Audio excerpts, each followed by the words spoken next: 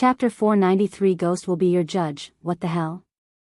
Olivia was startled by the sudden turn of events. She was already tense talking about her future with Michael.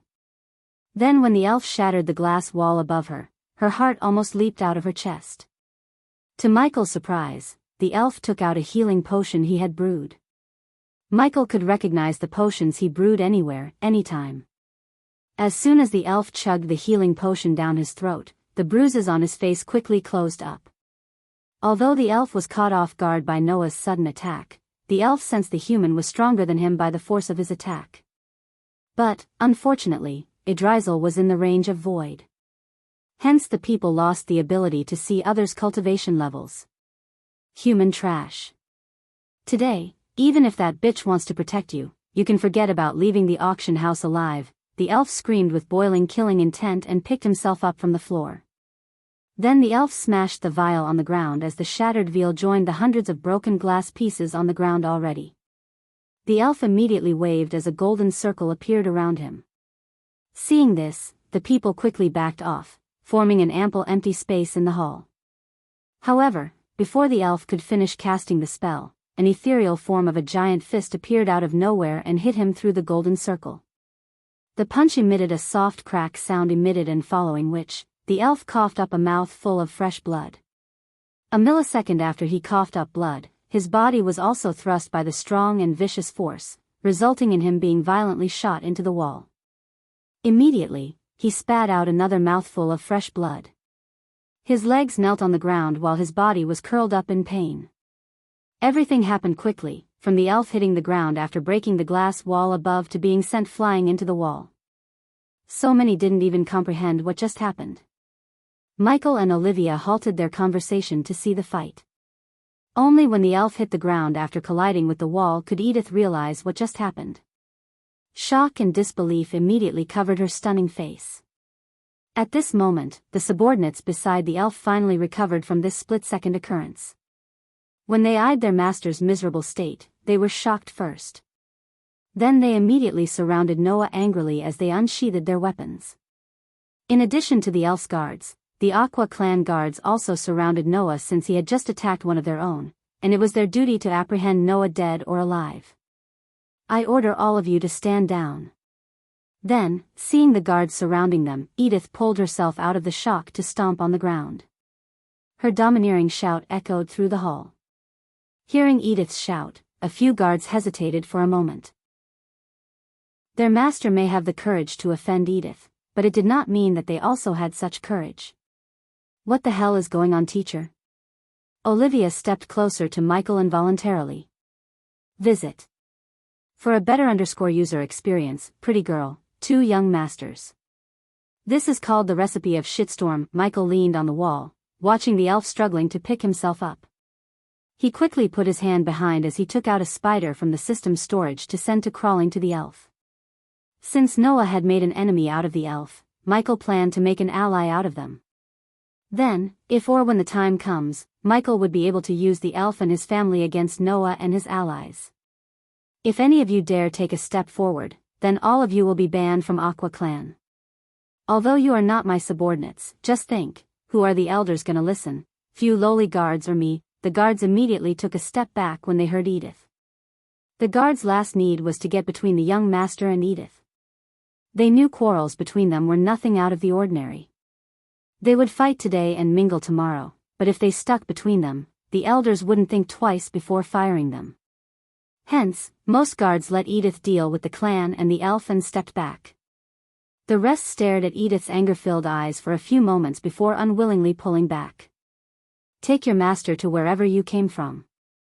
Edith coldly ordered with her delicate hand pointed to the entrance. Michael saw the elf finally getting to his feet and drinking another vial of healing potion. Instead of trying to cast another spell, the elf shouted at Edith and Noah, looking at the elf from upstairs. All right, Edith, you got guts. You actually helped an outsider ambush me. Just wait. The elf took a step forward only to stagger. Considering Michael had X-ray eyes, he saw the elf's core formation level 5 cultivation and Noah's core strengthening level 2 cultivation. The power gap between them was enormous.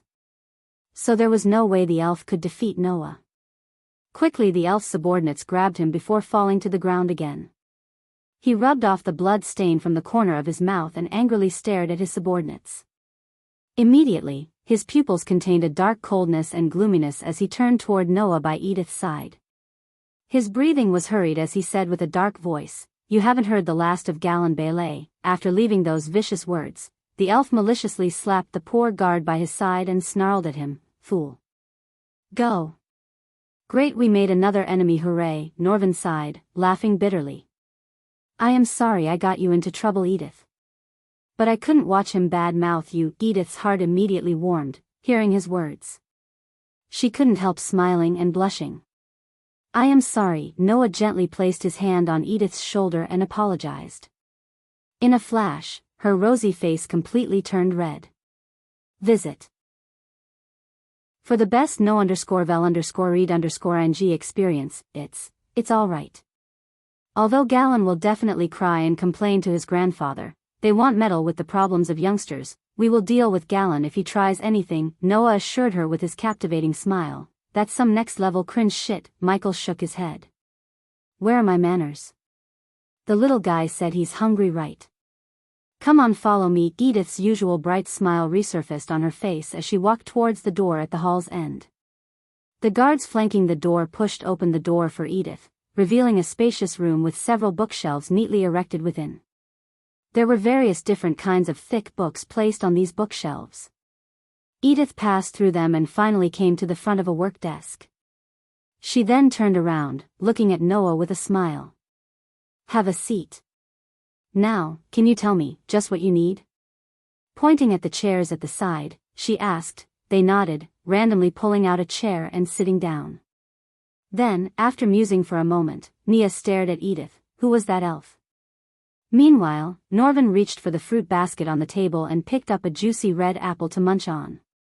Edith made a detour around the table and sat behind it. Her lips slightly pouted as she said with a smile, "His grandfather is the Aqua clan branch leader in Adrisel. Since King Maxim and Galen's grandfather have been in talks to form an alliance, I have to act as the liaison between them. Usually, he would avoid me when I was with Victoria. But since she's not here, he got cocky." Edith brushed over the black hair of her forehead and said somewhat tiredly. It was evident to Noah that the elf has been troubling her for some time now. "Princess Victoria?" Alicia asked. "You know her?" Alicia nodded at Edith. "Everyone knows her, I guess. Recently I heard she single-handedly destroyed House of Kayla. Visit.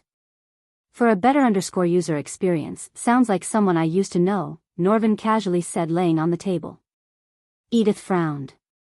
When she looked at Noah, he just let out a deep breath. "I was immature and impulsive. Those days are behind me now." Noah didn't suddenly have a change of heart about killing. Honestly, he learned the hard way that taking a life should be the last resort. He still had nightmares about the children who lost their parents because of his ruthlessness. So that day when those children looked at him with a confused look in their eyes, wondering why their parents had left them, Noah's heart shattered into pieces. Noticing the sudden pain in Noah's eyes, Edith quickly changed the topic while Alicia gave a cold look to Norvin, wordlessly telling him to shut up. "You don't have to worry about Galen. On the contrary, he should be worried about Victoria. If she knew what happened today, she wouldn't give a damn about the alliance. Instead, she would kick the crap out of Galen. Now I have to think of ways to calm her down when she returns from Maze Roth." "Speaking of Maze Roth, have you seen him?" Norvin's curiosity got the better of him. Only after uttering these words did he realize he shouldn't have asked the question in front of Alicia. To everyone's surprise, Edith understood whom he meant by him. "Unfortunately, yeah, we met him." Edith's face turned darker and gloomier as though the light had been drained from her face. "If you're going to compete in the alchemy competition, you will meet him. Because he will be one of the judges." As soon as Alicia heard Edith, she clenched her fist to the point her nails protruded into her soft palm and blood began to trickle down to the ground. "I heard what he did, and I'm sorry, Alicia," Edith softly spoke. For a few moments, Alicia didn't respond. "I will pay him back in thousands of folds when I get the chance." Visit. For a better _user experience. Chapter 494 Saving Olivia from Marrying Noah. Meanwhile, Michael and Olivia went to the corner of the hall and discussed what she planned to do with Ricky. What should I do, teacher? My father will never accept Ricky. Her eyes watered behind the round glasses. Usually, Michael would avoid poking his nose into the love lives of others because 99% of the time, it would backfire. However, since both Ricky and Olivia were an important part of his future plans, he had to intervene because they messed up as Catherine and Andrews did. First, you can drop calling me teacher in private. It feels weird. We are discussing your love life, so I'd say we are long past mentor-disciple relationship, Michael said, leaning on the wall. Looking at his calm demeanor gave Octavia some strength to face her father. This explains why Ricky was acting so weirder than usual. Michael recalled Ricky avoiding eye contact and talking way less than usual after he returned from Amazaroth. Now he realized Ricky was afraid of him loving Olivia, who was Michael's student. He was freaking out to talk to you more than me. He was afraid you would kill him. What? Michael frowned. You do have a pretty violent history of dealing things ghost. She bitterly grinned, feeling weird calling him by his name for the first time. Still, I'm not a freaking psychopath, Michael sighed. Is there any other reason your father doesn't want you to marry Ricky apart from him being a commoner? Olivia nodded, and what she said next completely stunned Michael. He wants me to marry, she stuttered, struggling to say the next words. Speak. Olivia took a deep breath and mustered enough courage. He wants me to marry Noah Winston. As soon as she said that, Michael stopped leaning on the wall. His body tensed. The last thing he wanted was to have one of his subordinates marry his future archenemy. The latest _AP_SODIes are on the website. Is he crazy? Olivia noticed the sudden change in Ghost's face. If he marries you to Noah, you will just be a +1 in his packs of wives. Despite his hatred for Noah's harem, Michael really cared for Olivia. He didn't want her to become another member of Noah's harem. However, Ricky was a better choice than Noah. Besides, Ricky had all the qualities a man should have. He was hardworking, loyal, and honest. What did you tell him? I said no, obviously. He said Ricky is not noble and not strong enough to protect me. Ghost, what should I do? I can't make Ricky strong like Noah. As far as I know, only you can stand head to head with him in your generation. Michael leaned closer to Olivia. Unless he's already at soul refining stage, he can't stand head to head with me. The moment Olivia heard his words, her body went rigid and her eyes opened as wide as they could. You, soul. Yes, Michael heard the system awarding him with 5,000 badass points for impressing Olivia. Ignoring the notification, Michael focused on the topic at hand. What if I vouched for Ricky? I can make him stronger and give him a minister position in Bradford. That would make him sort of a noble. Olivia immediately grabbed Michael's hands and squeezed them. You would do that for us? Really? Her eyes sparkled, filled with hope and joy. Visit. For the best no_vel_read_ing experience, why not?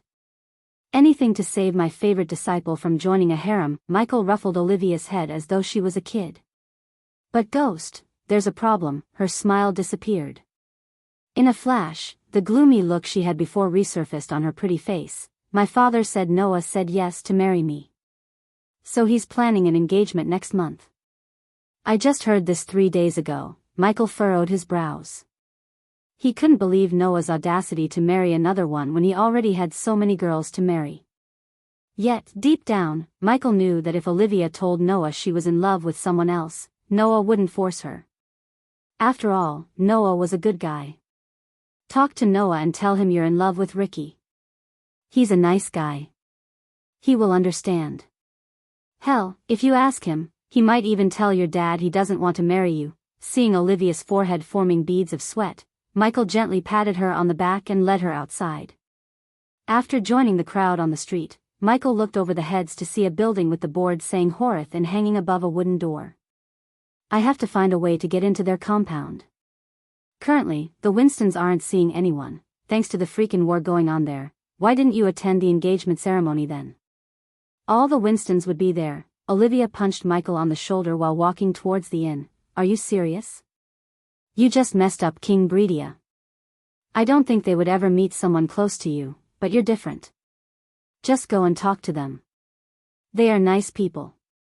I will talk to your dad after we go back, thank you, Ghost. You're the best. She wrapped her arms around his shoulder and squeezed him. She felt like something heavy was being lifted off of her shoulder. His reassurance gave her confidence. Nothing eventful happened during Michael's visit to the inn. The two ordered salads and hot water and spent some time chatting. Michael gave her some pointers in alchemy. By the time they stepped out of the inn, the streets had become almost unwalkable. After exiting the inn, Michael walked towards the uniquely architectured building in the distance. One thing was obvious to Michael. Whoever built that building took the Alchemy Guild concept too far, as the building looked literally like a giant cauldron built with emeralds. The windows in the building resembled the fire outlets of an alchemy cauldron. At the top of the building was an enormous cover that creeped downwards, covering all the rooms below it. During the walk towards the building, they noticed the main roads in the city already had completely armed knight units patrolling in the streets and mages patrolling the skies above. Clearly, this was due to the alchemist competition, which was about to begin. After all, if a commotion were to occur at such a large grand meeting, it would have many different large impacts on the kingdom. Therefore, the guild and the king needed to prevent any such possibilities. Next time, we are flying, Michael twisted Olivia's ears. She was the one who suggested they should walk instead of flying. Because of her suggestion, he almost got squeezed by the crowd. Fortunately, after enduring such a painful walk, they finally reached the guild. I could have such a grand welcome, Michael sighed inside. Then, with both his hands inside his pockets, he slowly climbed the marble steps leading into the building. Michael had just followed the human flow and entered the association when a disturbance occurred not far behind him. Like everyone else, he turned around to see what was happening. Visit. For the best no_vel_read_ng experience, the source of the commotion was a carriage made of gold and several engravings of a strange beast on the gold being pulled by 4 snow-white Pegasi. The strange-looking beast, with a blue-colored flame rising from its body, was drawn on the golden carriage. The strange beast was large and had a ferocious appearance, emitting a feeling that would faintly frighten the hearts of those who looked at it. The imperial crest. Several people near him softly muttered. Surrounding the horse carriage, over 10 people wrapped entirely in blue robes accompanying it. Michael's gaze swept across these blue-robed people and his eyes shrunk. They were soul-refining level 4 warriors. Who is this Empress of Ar? Michael asked himself in surprise as his gaze scanned the carriage. A few moments later, one of the guards slowly opened the door while the other blackguards swiftly formed a steady circle around the carriage. At the same time, numerous gazes that were as sharp as an eagle shot out from the guards, scanning the crowd for threats.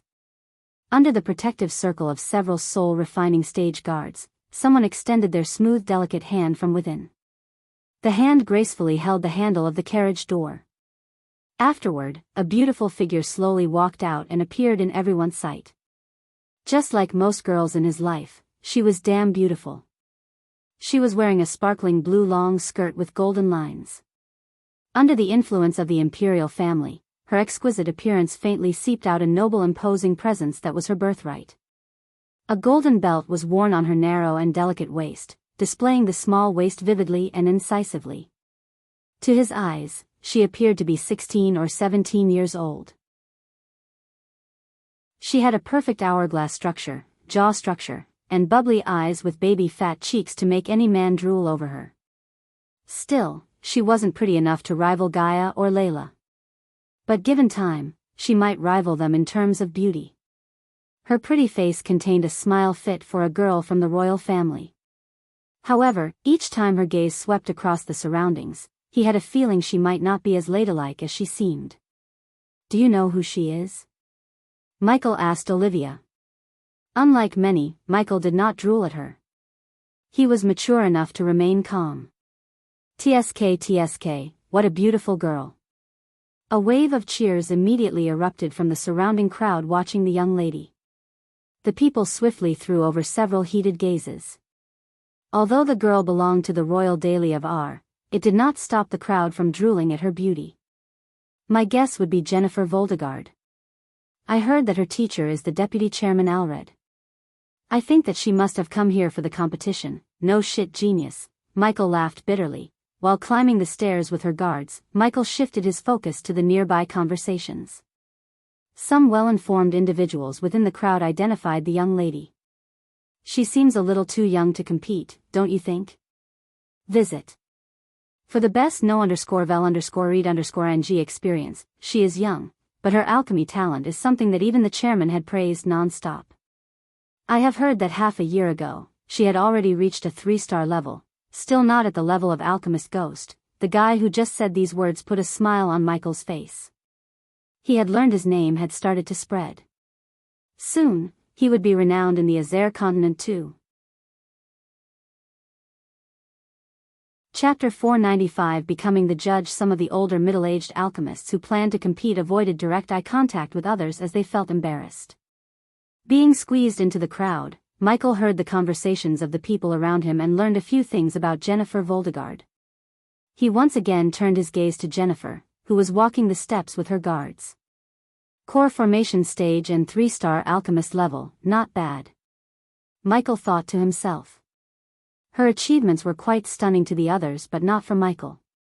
With the wealth of the royal family behind, as long as she possessed the basic talent needed to become an alchemist, they could use their wealth and resources to train her into a 4 or 5-star alchemist with ease. Moreover, from the conversation he heard, Jennifer's talent for alchemy was quite good. Therefore, having such an achievement was within expectations. Under the protection of the guards, Jennifer swaggered through the packed crowd into the building without meeting any obstruction. As Jennifer disappeared from his sight, Michael and Olivia squeezed through, pushing aside the crowd until they finally reached a spacious hall. He eyed the vast hall and exhaled a long breath of air. Then, wiping off the sweat beads on her forehead, Olivia walked toward the Western Hall area as though she had walked there countless times. Unlike the rest of the hall, the western area was blocked by lines of golden pole barricades.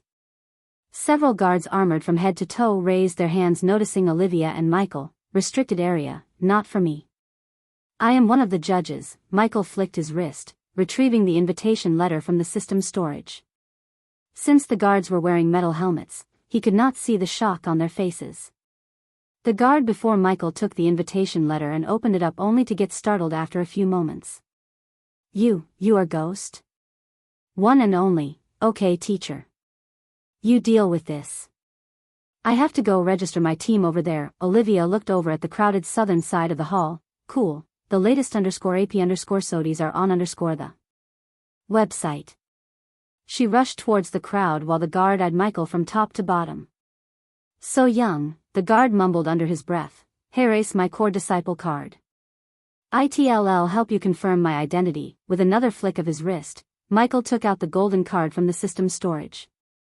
The guard looked at the name Ghost embossed on the golden card in black.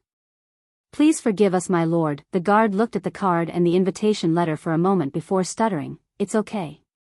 You guys are just doing your job. Now can I go in? Yes, my lord. Please, this way. Michael jumped over the golden poles and walked towards the door by himself instead of waiting for the guards to remove the poles. After Michael disappeared through the door, the guards were stunned. What a nice guy, the guard who checked the invitation letter exclaimed to the other guard. Yeah. For a 5-star alchemist, he's surprisingly chill. It's a breath of fresh air for a change, the guards conversed.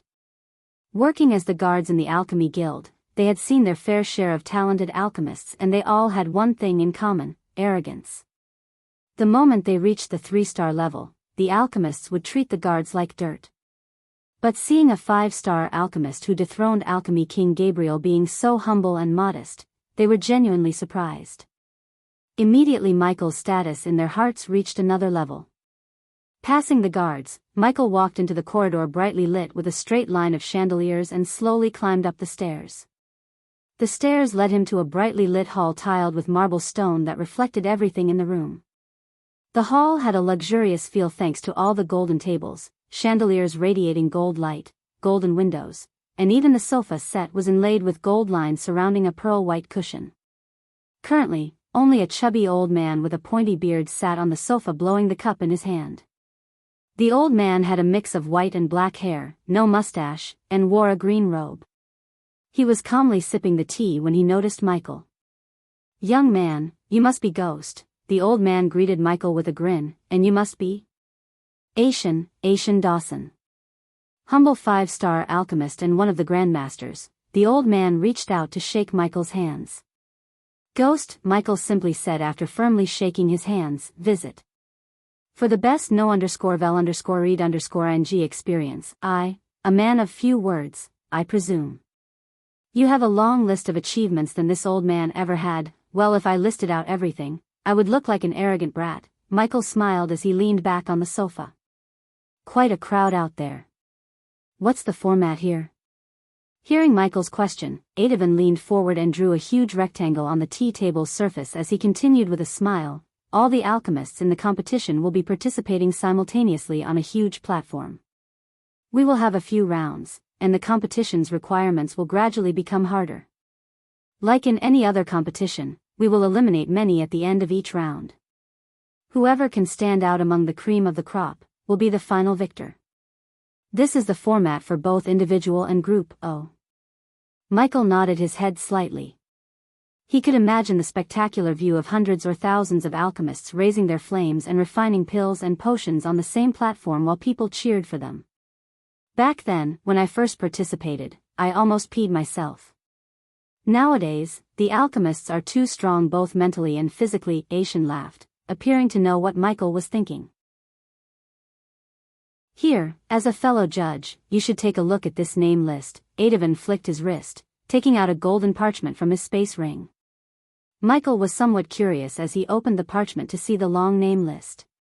What surprised Michael was there were names still appearing on the list as he was reading the list. Michael kept reading all the names until his eyes stopped at the name Lillian Icarus.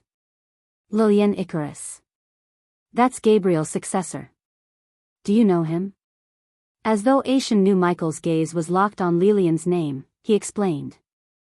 "I heard about it somewhere." Michael simply brushed it over. But, of course, he couldn't say he read it in the book he bought from Lord Information. Dealing with Lord Information wasn't something one should brag about.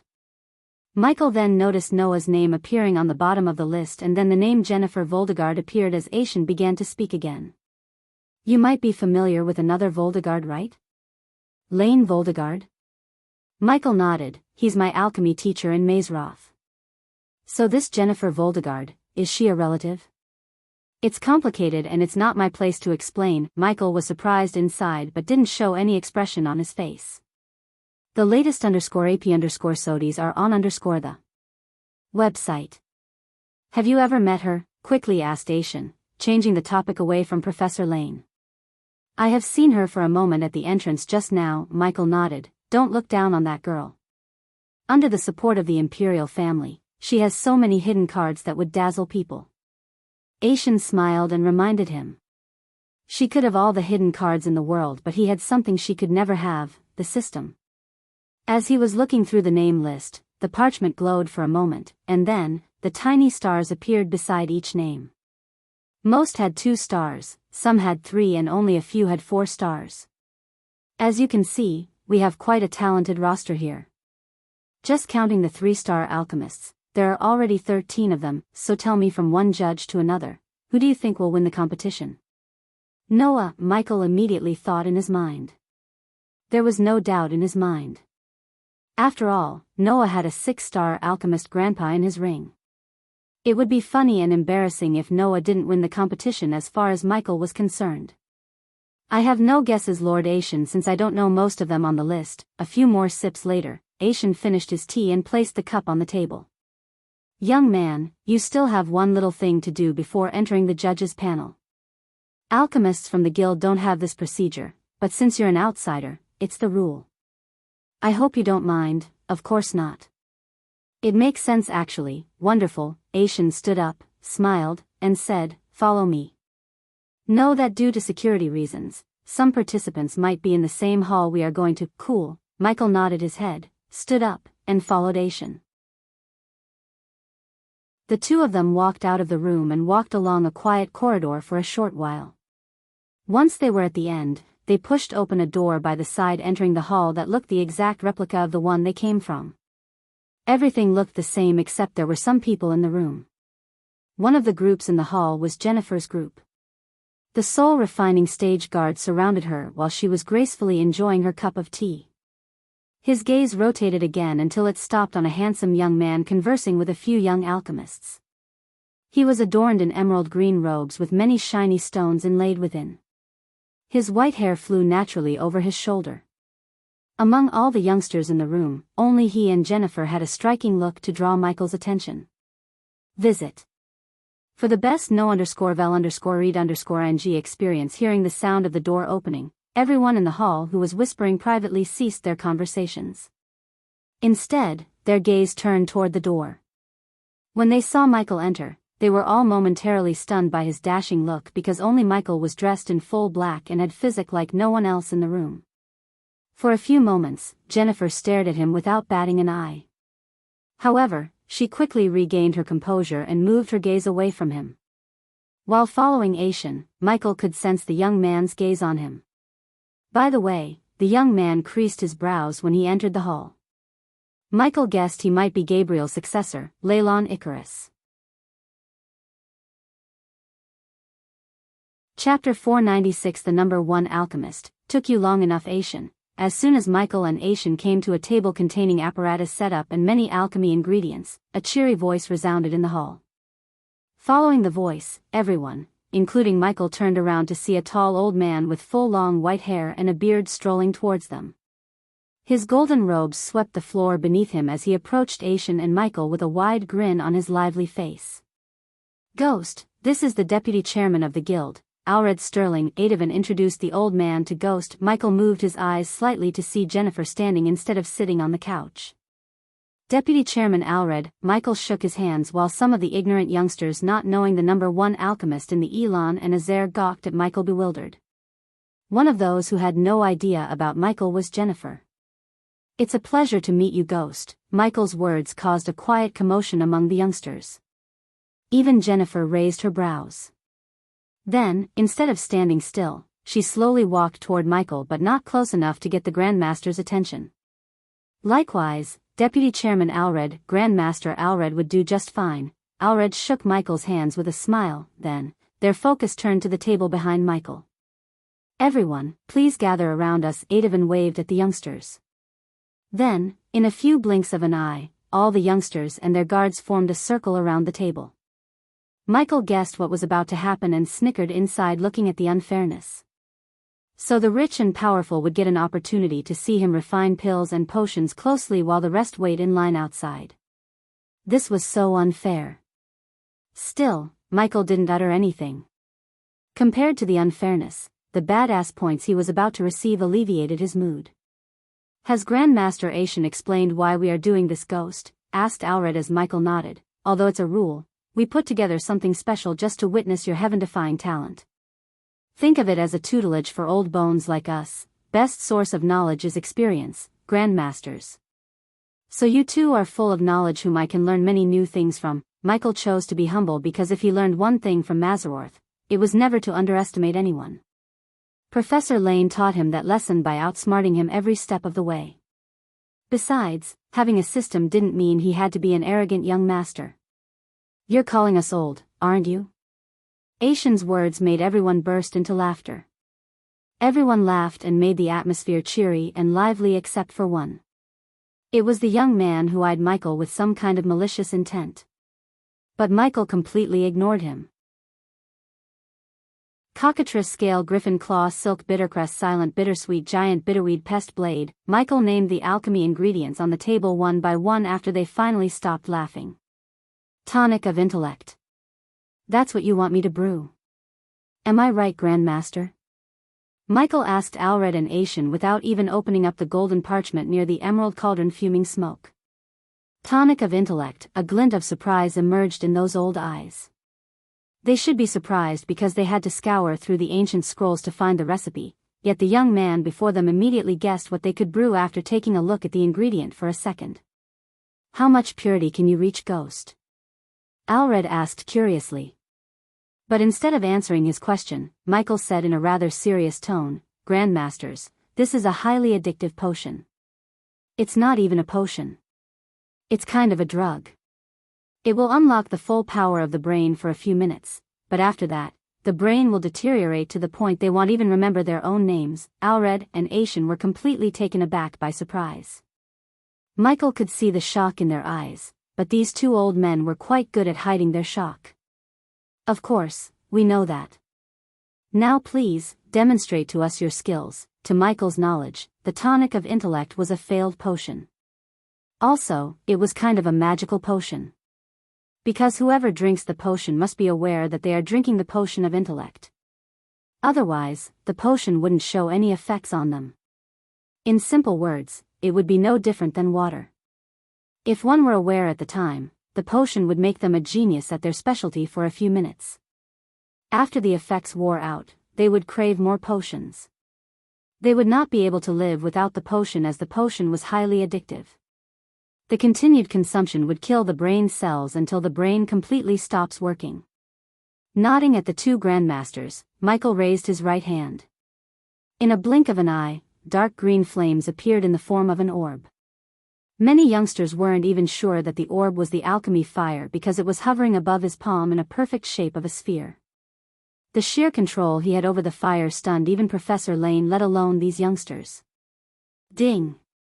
Congratulations to the host for successfully being a badass. The reward is 2,000 badass points. Ding! Congratulations to the host for successfully being a badass.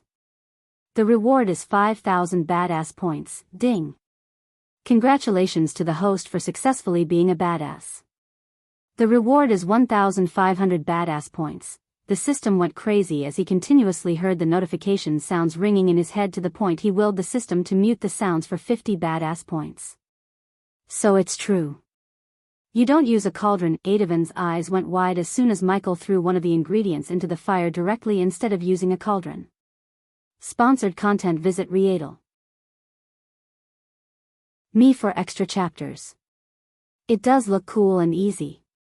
But the scars on my body will tell you another story. Michael continued to throw in the ingredients while talking to them, which surprised everyone even more.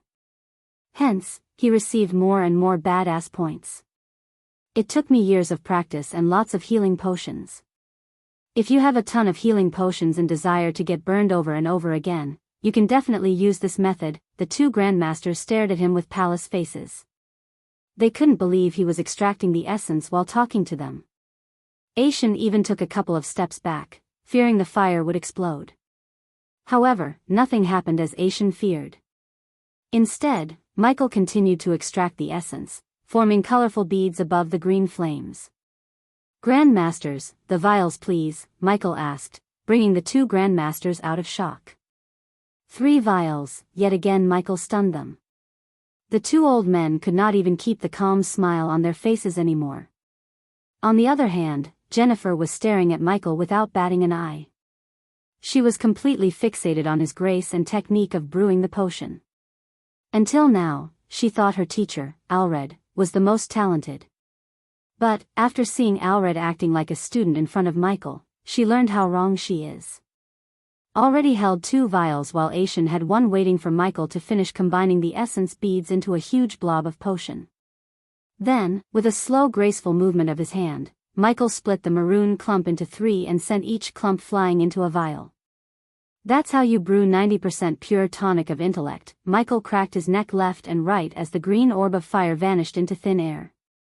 In front of him, the grandmasters held the 3 vials with the sparkling maroon potion. Their bodies were rigid as though they were petrified. My lord, Tiriana has departed from the warship and heading to Adrizel. Just as everyone was murmuring in shock, Michael heard Azazel's voice in his head. The next day, there were no clouds in the blue sky as far as the eye could see. The sunlight was warm yet not overbearing. The occasional breeze that brushed past carried away the noise within the city, refreshing everyone on the streets. Today was the first day of the alchemy competition. The first rays of sunlight broke through the boundary of the land and shone upon the city streets filled with alchemists in green robes like ants leaving their nests. Considering the alchemists believed green robes gave them better control over the fire and today was a big day, they all wore emerald green robes. From the aerial view, the streets looked like they were painted green. Although their paths differed, their final destination was the giant cauldron in the city center. Today, all the shops within Oxshore City opened much earlier than usual. Countless people climbed out of their warm beds, stood at the door, and looked at the large group of alchemists bustling through the streets. Typically, seeing a large group of any of the specializations was rare.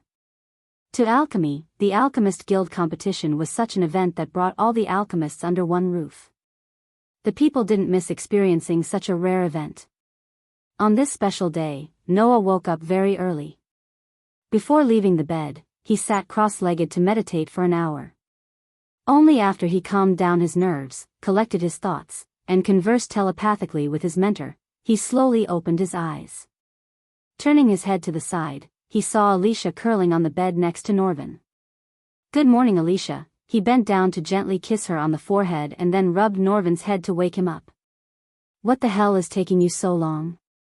Norvin banged the door sitting atop Noah's shoulder. Since Alicia was changing, they waited for almost an hour outside the room. 5 minutes, Alicia's cold voice came from inside as Norvin rolled his eyes. "That's what you said 30 minutes ago." This time, they got no response from Alicia. Since they obviously have to wait outside for another 30 minutes, Norvin turned his gaze towards Noah, who remained calm, leaning on the wall. Just like Michael, Noah didn't believe green robes would give them better control over fire. Thus, he was in his usual white dress.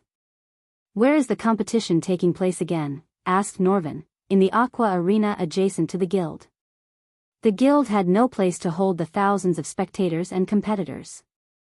So every time they'd host the competition in the aqua arena. "Let's go." Finally Alicia opened the door, revealing her long white dress matching Noah's robes. She looked gorgeous even with the mask changing her natural face. Noah locked his arms with her and walked out of the inn with 2 goals: save the guild leader and win the competition. Chapter 497. The 6-star alchemist Hendrix Gardner. Thinking about having thousands of people raising their flames and refining pills and potions on the same platform simultaneously, Noah couldn't help feeling a little excited. That spectacular manner was likely to be extremely thrilling. As they flew above the crowd for a few moments, the aqua arena that Aishan had mentioned early had gradually appeared in their sight. Noah raised his gaze at the cauldron-like building in the distance. Behind the guild building, Noah could vaguely notice the colossal arena. Currently, there were fully armed Aqua Clan soldiers stationed outside the building to maintain order. The green-robed crowd flooded towards the Alchemist Guild building, and it was evident to Noah that the competition had gathered thousands of alchemists from all over the world. The kingdom would receive a huge blow if a riot were to occur. Therefore, the royal family of Adrizel and the guild were extremely cautious regarding maintaining order. Unfortunately, the crowd caused finding the assassin or how Gabriel planned to assassinate the guild leader Hendrix Gardner. There were inspectors from the Alchemist Guild stationed at the entrance. Only guild members and the participants were allowed to enter from this entrance, while the spectators entered the arena through the west side entrance. "Good luck, Noah." Alicia pecked Noah on the cheek before flying towards the west entrance with Norvin. After Alicia left, Noah squeezed through the participants in the guild hall and finally entered the arena adjacent to the guild. Finally, Noah breathed a sigh of relief as the arena had enough space to accommodate all the participants without squeezing them together. Standing at the entrance, Noah looked at the large arena built with an aquatic blue marble to the point that he felt like he was standing inside an ocean. He could not help but shake his head in praise. The arena was round oval, with countless seats symmetrically like shark teeth. Opposite the audience seats, VIP seats were decorated lavishly, specially catered for the judges and special guests. As his gaze swept over the incomparably large open ground, Noah discovered that thousands of jade square tables scattered neatly, resembling a green rock military unit standing still. Currently, countless alchemists were participating in the competition, quietly seated cross-legged on a stone chair behind the jade tables within the open ground. But, as time flowed, moving closer to the beginning of the competition, more and more alchemists swarmed into the arena. They took seats randomly since no table number or token was allocating specific tables for a particular participant. Noah Winston. Noah heard a familiar voice, and the voice immediately made Noah smile. Grandmaster Asian. Noah turned around to see Grandmaster Asian walking toward him. How is my favorite young man? Asian embraced Noah in a tight hug. Doing wonderful, uncle. Grghm. Sorry. Noah cleared his throat, realizing they were not alone. Grandmaster Asian, I am glad to hear that. Asian patted Noah's shoulder, then, Asian ascended to the air, taking Noah with him. Let's go to the VIP seats first. There is still some time until the start of the competition. I want you to meet some important people. It might help you do your other thing. Asian winked at Noah as Noah nodded at him. Asian was the one who tipped Noah about the assassination plot. Because of Gabriel's connection in and out of the guild, Asian couldn't trust anyone except Noah. Gabriel hasn't arrived yet. But you need to be careful about the new guy. I can't quite put my fingers in it, but he gives me chills. Asian's face turned serious after they left the ground and ascended to the air above. Before Noah could ask who that man was, they reached the VIP seating, where Noah saw Alred and an old man with brown hair and a few stripes of gray hair leisurely sitting on the chair in the middle. He wore a purple robe with golden engravings and seemed to meditate with closed eyes. That is the guild leader, Hendrix Gardner. A 6-star alchemist. Before Gabriel became who he is today, Lord Hendrix had given him a lot of care. It would not be an overstatement to say that he was the mentor of Gabriel. Asian softly said. Oh. Noah's eyebrows twitched slightly. He had only heard about Hendrix, but this was the first time he had seen the man.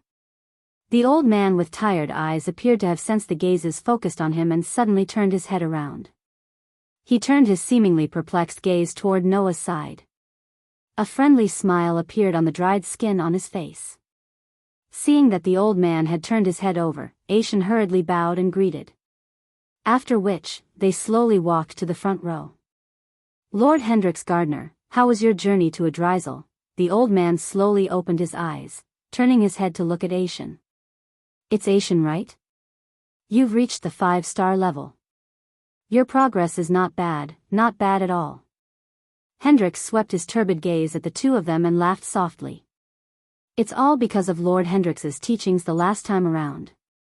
Asian respectively said. All that I can speak about is some of my personal experience. The most important thing is depending on yourselves. Hendrix Gardner smiled, shaking his head. He suddenly turned his gaze toward Noah behind Asian. Who is this young man, Asian? Your disciple? With a friendly smile, Hendrix asked Asian, Lord Hendrix, this young man is Noah Winston. He is the youngest Guardian Captain. Adavan introduced Noah to Hendrix as Noah bowed slightly to show his respect to the 6-star alchemist before him, not only the youngest Guardian Captain but also a talented alchemist. I can see the talent in your eyes. Hendrix Gardner's voice was neither hurried nor slow. Although it was a little hoarse, it had a certain magical-like property that did not allow others to interrupt his words. Sponsored content. Visit Readel. Me for extra chapters. Noah calmly smiled but did not continue to say anything on this topic. Hendrix Gardner smiled and stared at Noah. His gaze seemed to have a deeper meaning as he paused on that calm face for a while. I wish you good luck, young man.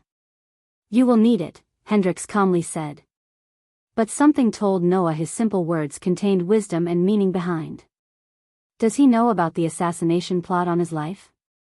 Noah couldn't help asking himself after hearing Hendrix's words. You should learn some aura hiding spells, young man. If you ever plan to visit that is, Hendrix continued with the same calm smile on his face. However, this time, his words were heavy as though he had sensed Noah's secret. Don't tell me that he sensed the teacher's presence.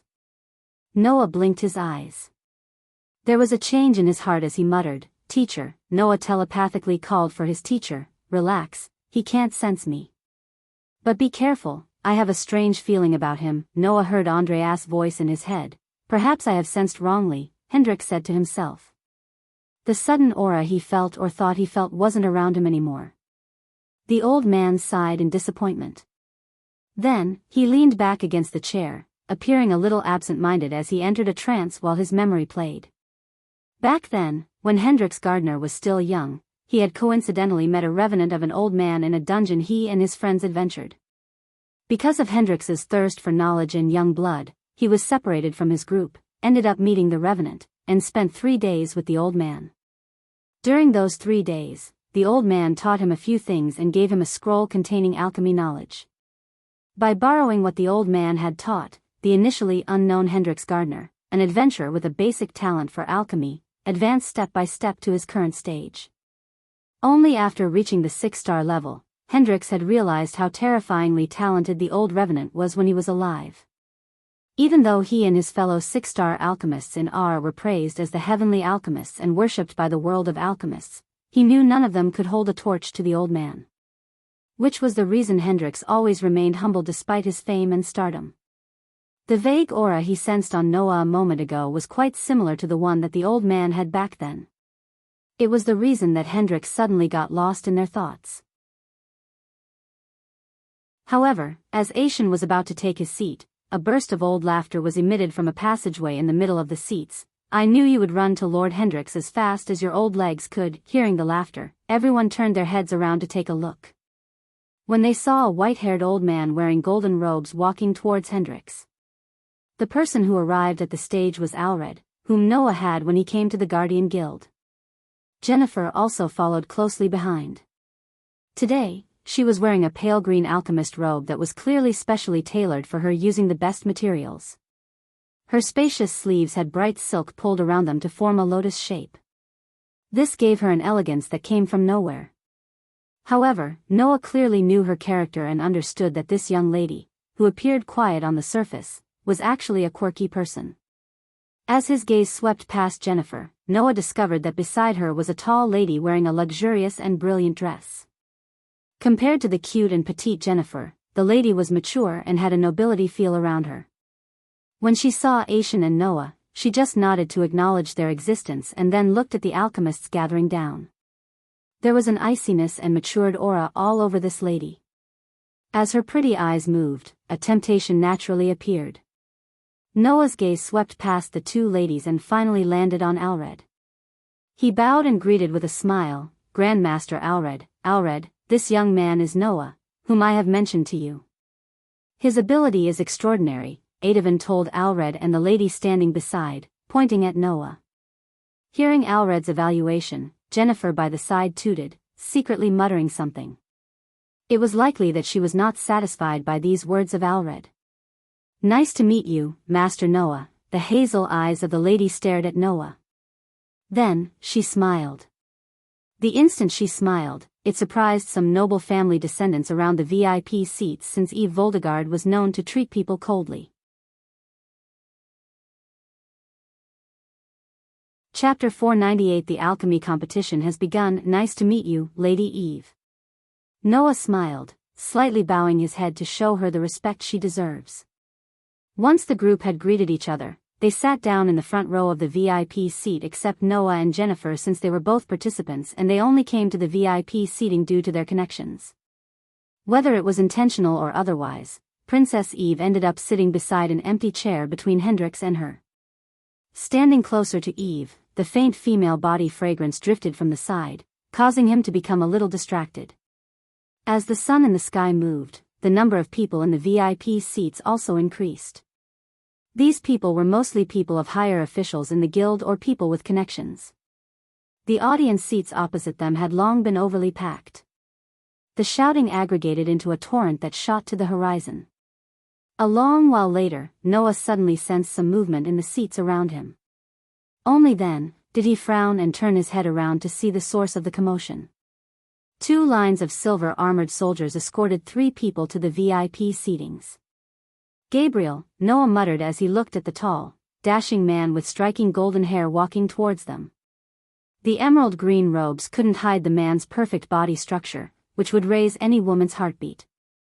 With perfect jaw structure, small lips, and blue eyes, the man looked like a model out of a magazine.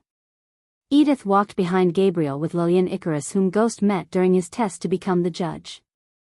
Lord Gabriel, many of the nobles stood up from their seats to show their respect. The man sat on the throne of the number 1 alchemist of Elon and Azair for decades. Although Ghost proved he was better than Gabriel, the Alchemy King still had the respect and admiration of many nobles. Hence, even Aishin and Alred stood up from their seats to welcome him. Grand Master Hendrix, Gabriel arrived before Hendrix and greeted him with a stoic face. Since Hendrix became who he is by learning from the old revenant, Hendrix never hesitated to share his knowledge with others. But despite learning so many things from Hendrix, Gabriel felt no gratitude towards him. Gabriel, Hendrix returned Gabriel's greet with a nod. Hi, Edith quietly gave a quick wave at Noah. If only Gabriel could assassinate Hendrix, he would be able to use his contacts to join the Heavenly Alchemists' ranks. With their resources and knowledge, it would be only a matter of time before he reaches the 6-star alchemist level. However, to reach his goals, Hendrix must die. That's Alchemy King Gabriel, Lord Gabriel. Hail the King! Hail the Alchemy King! Noah saw the alchemists and the crowd erupted into thunderous cheers. Compared to the Grandmasters and Hendrix, Gabriel's fame was on the next level thanks to his marketing strategies and promotions. Not a single one didn't know Gabriel and admired in the world of alchemy. The cheers he received were evident of his fame. Gabriel turned to look at the cheering crowd and gracefully waved his hand while Leylon Icarus seemed extremely haughty seeing his teacher enjoying such fathomless fame and cheers from the crowd. He felt as though the crowd is cheering for him. Jennifer and Eve quietly waited patiently for Gabriel to take his seat. While the crowd was raving for Gabriel, a golden trail appeared in the sky above. They all looked up to see a figure completely dressed in black slowly descending towards the VIP seatings. Ghost, Edith's heart skipped a beat when she saw Michael. His long black coat fluttered in the wind as he kept his hands casually inside the pant pockets. After Michael appeared, everyone in the VIP seatings turned their gazes from Gabriel to Michael. Meanwhile, the cheering didn't die down but gradually sounded less loud than a few moments ago. Of course, unlike Gabriel, Michael didn't pay a bunch of people to kickstart the cheering. If Michael wished to get thunderous cheers, he could have simply brought the entire river town along with the Sunrise disciples. Still, little by little, some of the people who were present during the tournament recognized Michael and spread his name among the crowd. Under the thunderous cheers for Gabriel, Michael calmly landed on the VIP stage beside Noah. Ghost, Noah greeted Ghost with a nod. Despite their differences in morals, Noah respected Ghost. As an alchemist training under Andreas, Noah knew how difficult it is to become a higher star alchemist. Moreover, Ghost was an orphan. So unlike him, he didn't have the resources Noah had. Still, Ghost managed to become a 5-star alchemist, and not only that, he even managed to surpass him in cultivation. However, if Noah wanted to earn money and focused on solely getting stronger, he would have equalized Ghost. Noah had responsibilities to bring balance to the world as well as prepare for the greater war with the Dark Lord. Michael also did the same and saw the familiar and unfamiliar faces staring at him. Gabriel stopped waving as he turned his gaze to the young man who dethroned him. To be honest, Gabriel couldn't believe his eyes. How the hell did he reach the 5-star level at such a young age? That was the question that immediately emerged in his mind. You're Ghost. Hendrix's tired eye became lively as he stood up from his seat, which surprised everyone on the stage. Before Ghost could greet anyone on the stage, Hendrix himself extended his hand. Lord Hendrix. It's a pleasure to meet you. Michael firmly shook his hand. The pleasure is all mine to see such a talented young man. Hendrix squeezed his arm before letting it go. Grandmaster Aishin, Grandmaster Alred. After greeting Hendrix, Michael greeted Alred and Aishin with a smile, completely ignoring the crowd cheering for Gabriel. Lord Gabriel, I'm honored to meet you. You're an inspiration. For a moment, Gabriel was stunned. He thought Ghost would act arrogant or haughty. But, on the contrary, Ghost greeted him with full of respect and admiration. One couldn't blame Gabriel for thinking like that. He didn't surpass Hendrix, yet when he achieved fame and stardom, he never respected Hendrix. The longest conversation Gabriel had with Hendrix after Hendrix left Elon was how is everything in R. So Gabriel naturally thought Ghost would be arrogant. He even formed a few quotes to mock Ghost in case he acted arrogantly. Yet Ghost completely surprised him by greeting him with respect. His gesture not only surprised Gabriel but everyone on the stage except Edith. To her, it looked like the wolf greeting a sheep. "I am to many," Gabriel said proudly, revealing a slight grin that oozed arrogance. Since everyone arrived at the stage, the judges and Eve took the front row while the nobles and the elders took the seats in the back. On the front row, Grandmaster Aishan, Grandmaster Alred, Gabriel, Hendrix, Ghost, and Eve sat respectively from left to right. As time gradually flowed, the time for the start of the alchemy competition slowly arrived under tens of thousands of gazes. Ding! When a clear bell rang out on the plaza, the buzzing sound of the crowd murmuring and cheering that had shot to the sky suddenly became quiet.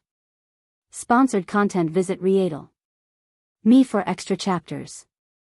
Hearing the bell ringing in his ears, Hendrix Gardner quivered slightly and stood up. Then, he slowly walked to the very front of the VIP stage. His gaze watched the thousands of alchemists seated behind the jade tables below. At this moment, over 2,000 alchemists lifted their heads and threw respectful gazes toward Hendrix, who stood atop the world of alchemy with his talents. As the leader of the Alchemist Guild, I pronounce that the 16th alchemy competition has begun. Yee-yi-yi. The entire ground boiled as the crowd let out a thunderous roar in excitement. Hendrix waited until the crowd became silent again. Only then did he softly say, "Now, I would like competitors to settle before a jade table." Although the arena was currently bustling about to the point that the ring of the bell could hardly be heard, Hendrix's voice managed to still sound in everyone's ears, thanks to Hendrix's fusion stage cultivation level. Hearing Hendrix's words, those alchemists who haven't settled before a table quickly found one. Some alchemists in the VIP seats immediately stood up. There, the alchemists mainly were groomed by or roped into some of the more powerful groups. Due to having a powerhouse to support them, the tier of these alchemists was slightly higher as a whole compared to those free alchemists. Leylon, Jennifer, Noah, you three should also get down and join them. Since we're very much excited to see you three compete against each other, the tables over there belong to the three of you. Aishan pointed at the three jade tables in the very center of the arena. Those 3 seats will make you the focus of the crowd's attention. Following Aishan, Alred spoke, snapping his fingers. As soon as he snapped, the 3 tables assigned to Noah, Jennifer, and Leylon got elevated a foot higher from the ground, making the 3 tables the focus of everyone. Good luck, Edith gave a thumbs up before Noah followed behind Leylon and Jennifer. While the 3 were preparing to leave the VIP stage, Michael leaned back on his chair, focusing on Arya, who was on her way to post a quest on the Adventure Guild. Among the 3, Leylon looked a little excited, on top of being proud. Jennifer was curious and eager, while Noah had a calm look on his face as usual. You youngsters won't have any fun memories to recall in the future unless you do some rash and arrogant things, Hendrix said with a smile to the youngsters on the stage. That's one of the worst pieces of advice I've heard. Michael laughed inside but put on a calm face showing no emotions. Guild leader is right. Ha ha ha ha, Leylon laughed as he had heard something so funny. He laughed proudly for no reason. The few of you, please proceed down. Alred gestured at them to get down. The 2 of you, I will go first. Leylon, who was laughing like a maniac, pressed the ground lightly, and his body charged to the edge of the high platform. He glanced at the huge open ground below. Then he leaped, diving forward, and creating countless gasps among the spectators as well as the alchemists down.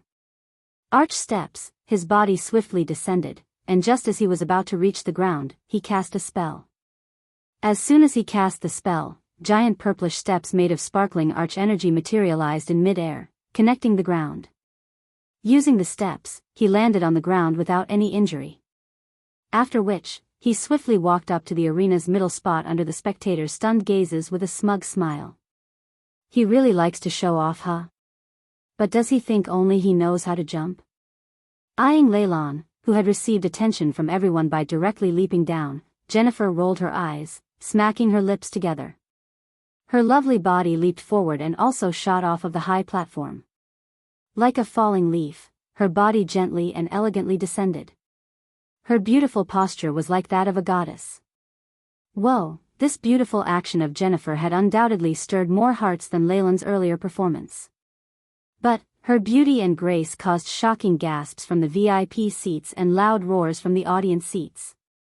Look at that. You taught her something other than alchemy. Good for you, Grandmaster Alred. Asian playfully punched Alred on the shoulder and joked, beauty comes with great opportunities and dangers. Therefore, one should always be prepared to fend off the predators, Hendrix calmly spoke. His words contained wisdom which Michael agreed with completely. Young men. Why don't you leap down as well?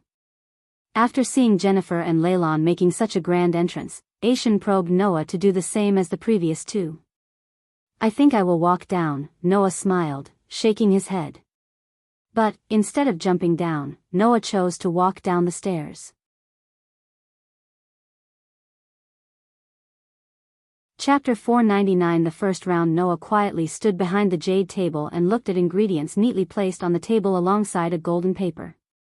A square glass of emerald stone was also embedded at the front of the table with a weak green-red light flickering.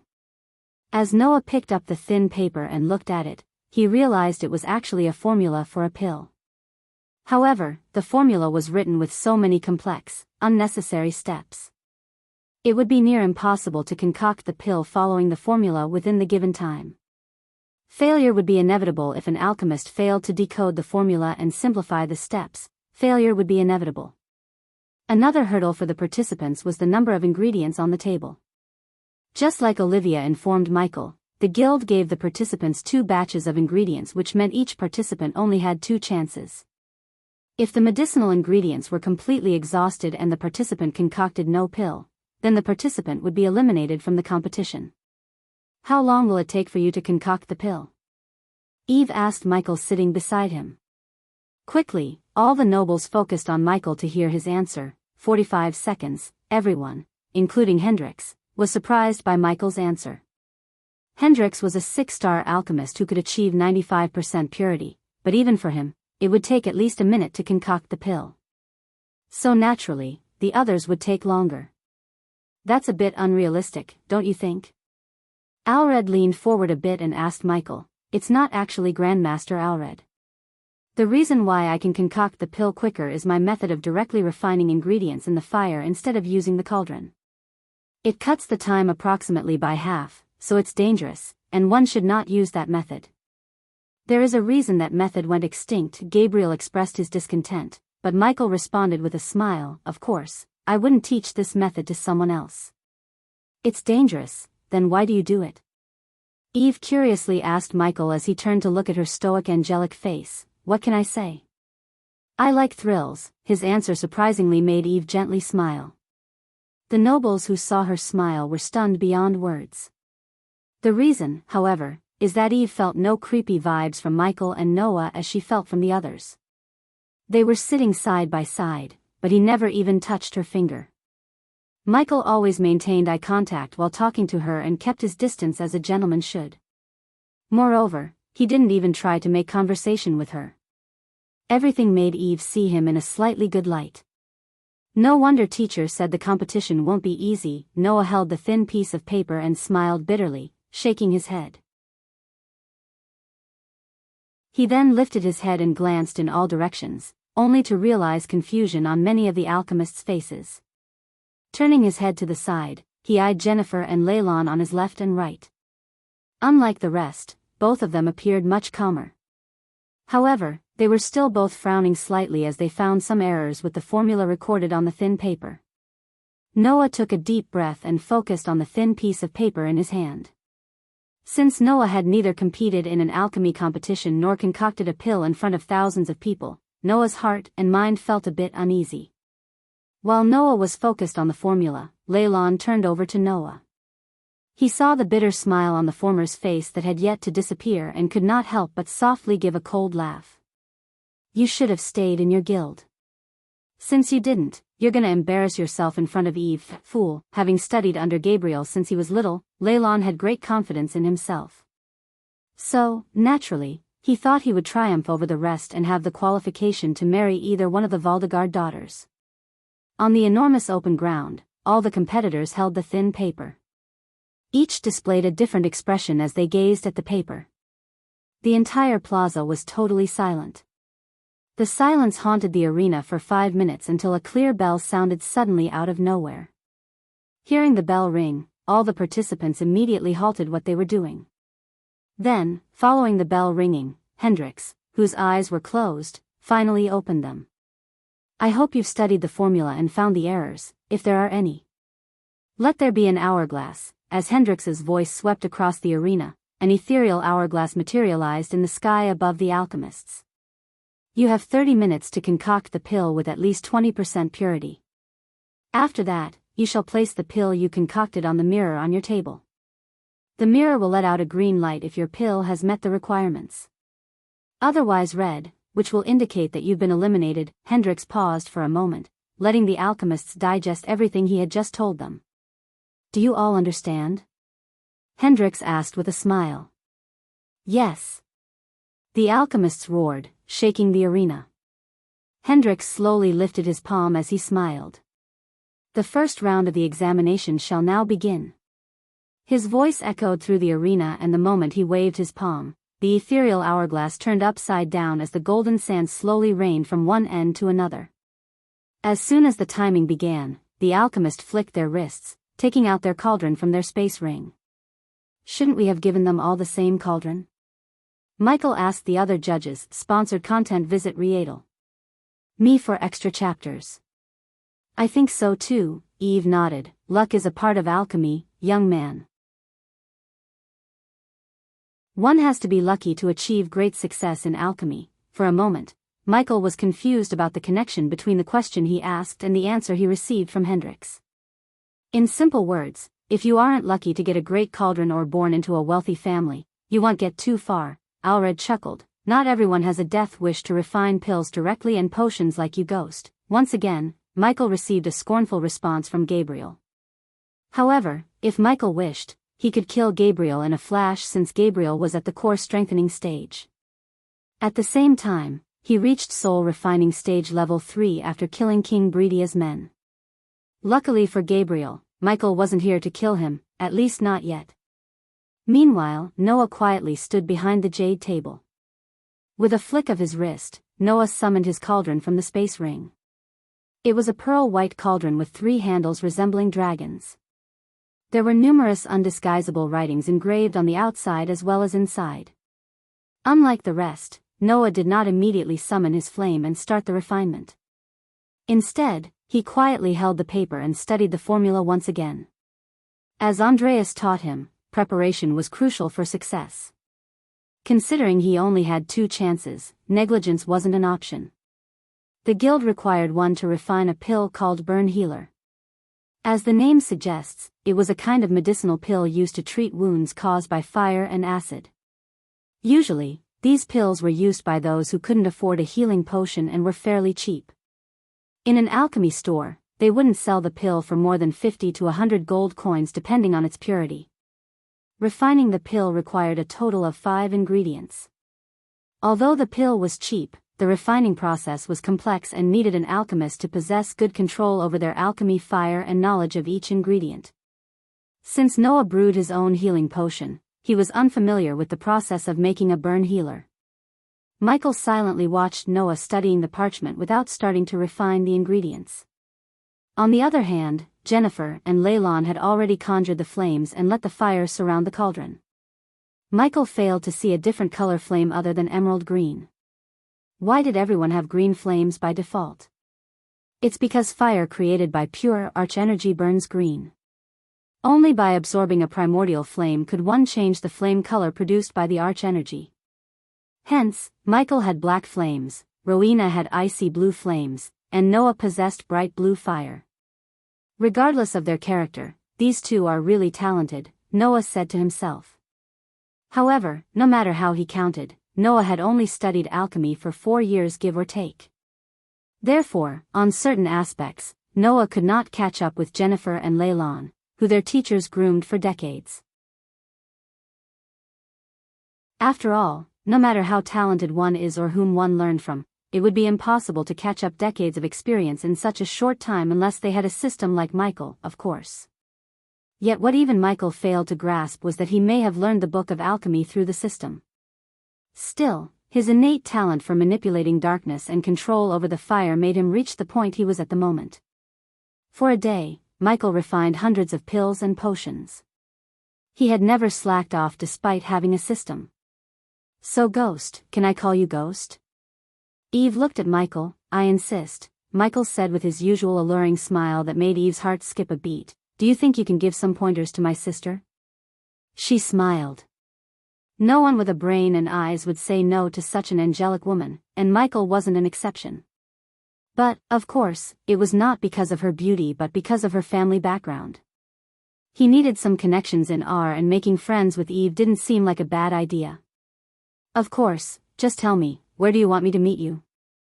At this moment, over 10 minutes had elapsed since the start of the examination. Red lights were already flickering off and on during these short 10 minutes within the arena. After the red light flickered, those alchemists who had failed could only leave the arena with many regrets. "They should have rushed like that," Alred commented about the alchemists leaving the arena after their pills failed to meet the requirements. Noah indifferently glanced at an alchemist before him who kept his head down as he walked out of the arena with a face on the verge of crying. Once again, Noah ignored the commotion to focus on refining. "Let's begin," Noah cracked his knuckles as he finally decided to conjure his flames. Under thousands of gazes, Noah flicked his wrist as a bright blue flame materialized above his hand, dancing like a lady. A primordial flame, Michael immediately felt the familiar energy waves radiating from the fire above Noah's hands. It was weaker than the dark flames but still had off-the-chart energy radiations like the dark flames.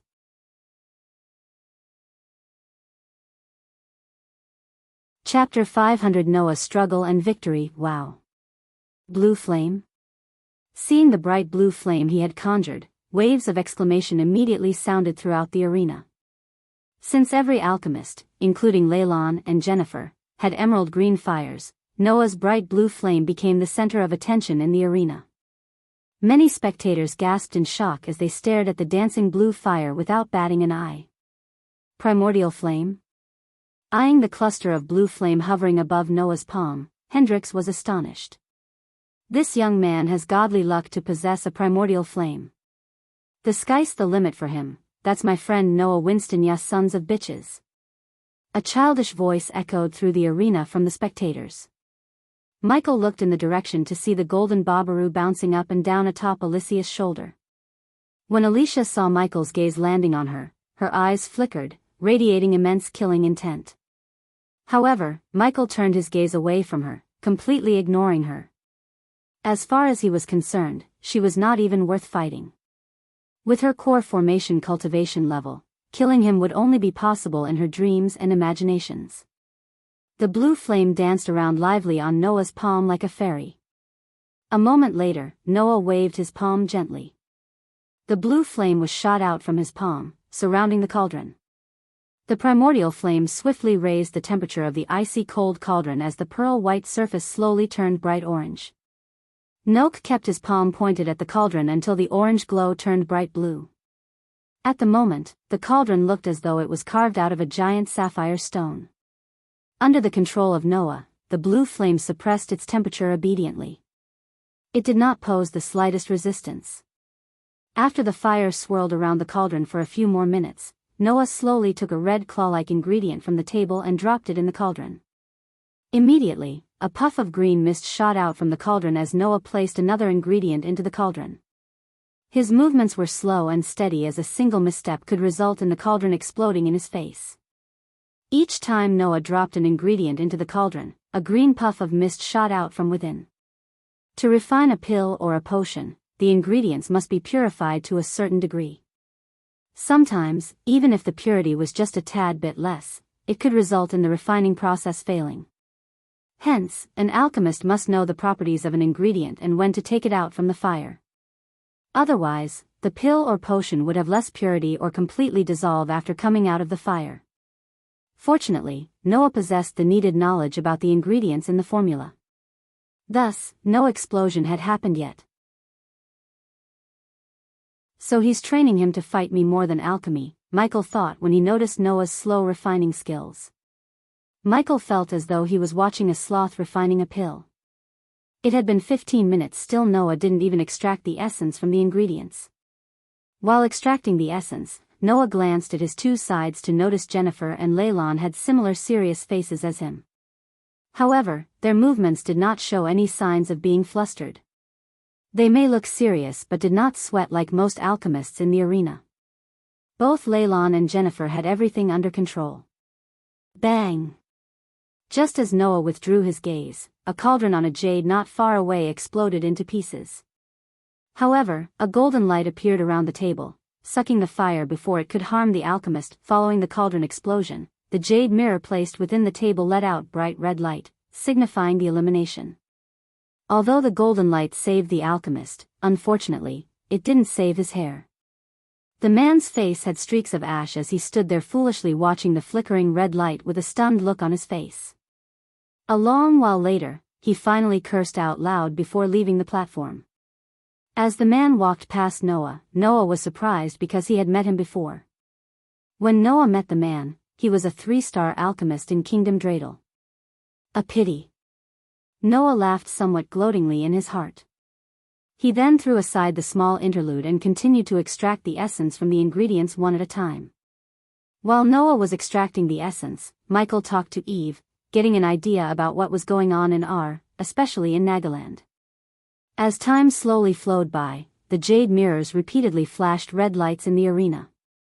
Whenever the red light flickered, one left the arena with either a sad or a mad face.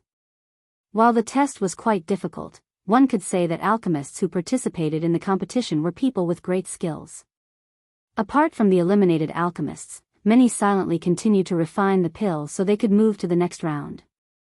After nearly half of the sand within that ghostly hourglass had fallen, Noah finally formed colorful beads of essence above the cauldron. Even though Noah refined the pill slower than Michael expected, he did not waste any ingredients. The next thing was to merge the colorful beads into a ball of essence and turn them into the burn healer pill. Compared to the extracting part, combining was the trickiest and required absolute focus. A slight deviation in focus would result in failure, and Noah would have to start from scratch again. Knowing the last step's importance, Noah closed his eyes for a moment, canceling all the noises around him. Then he opened his eyes with his mind completely focused on the essence beads.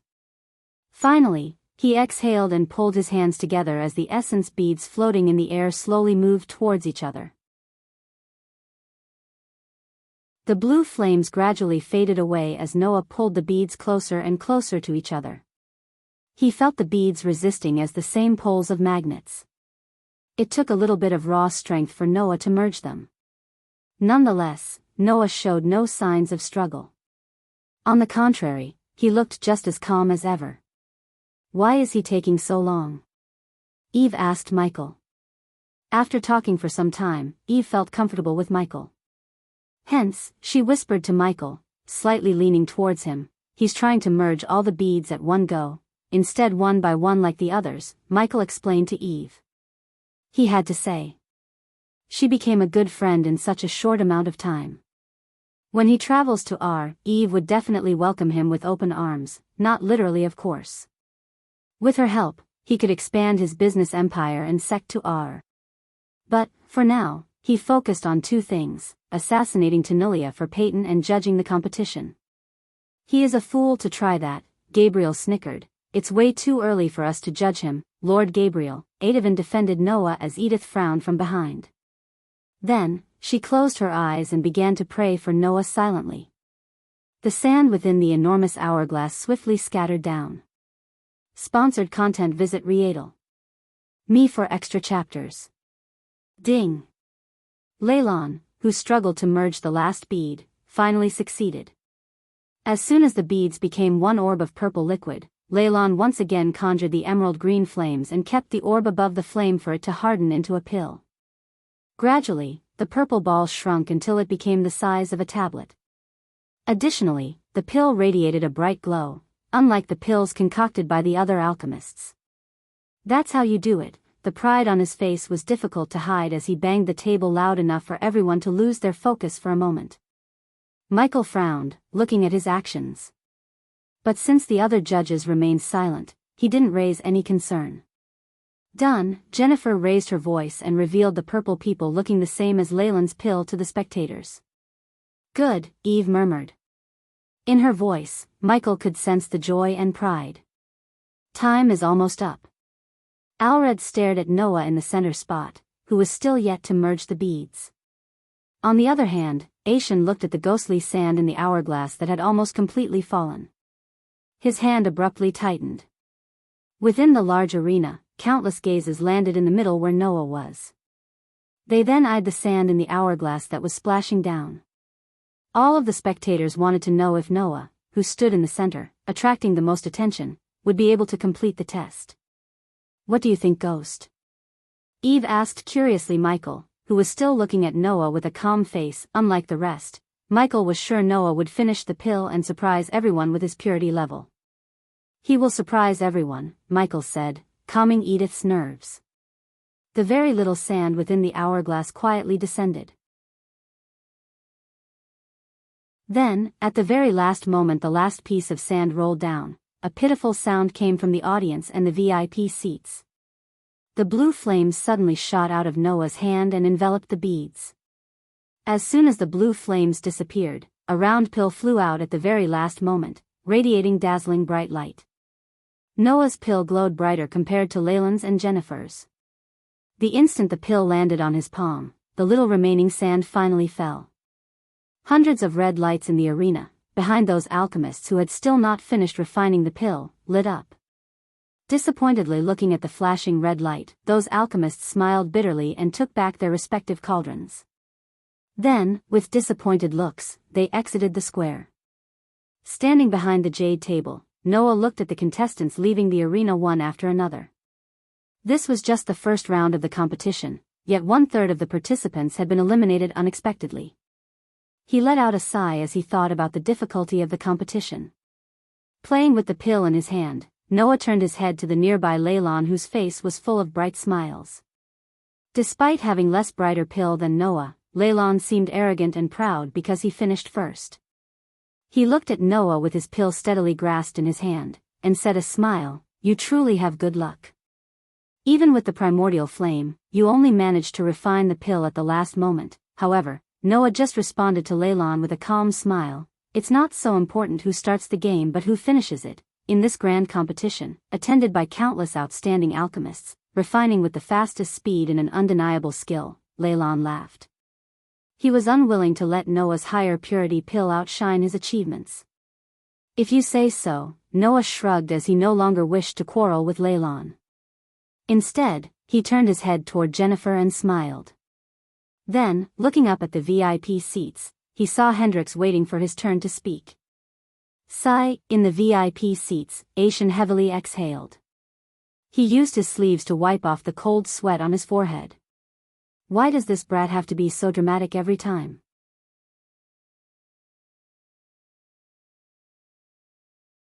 Chapter 501 Demonstration. Hendrix stood at a spot on the front of the platform. He looked down from the top and watched the entire open ground. His gaze swept across the arena, looking at the place where 1/3 of the competitors had been eliminated. Congratulations to all of you who are still standing. You have more or less successfully passed the test for the first round. However, the round is not over, Hendrix said with a smile. Alchemy is a complex art.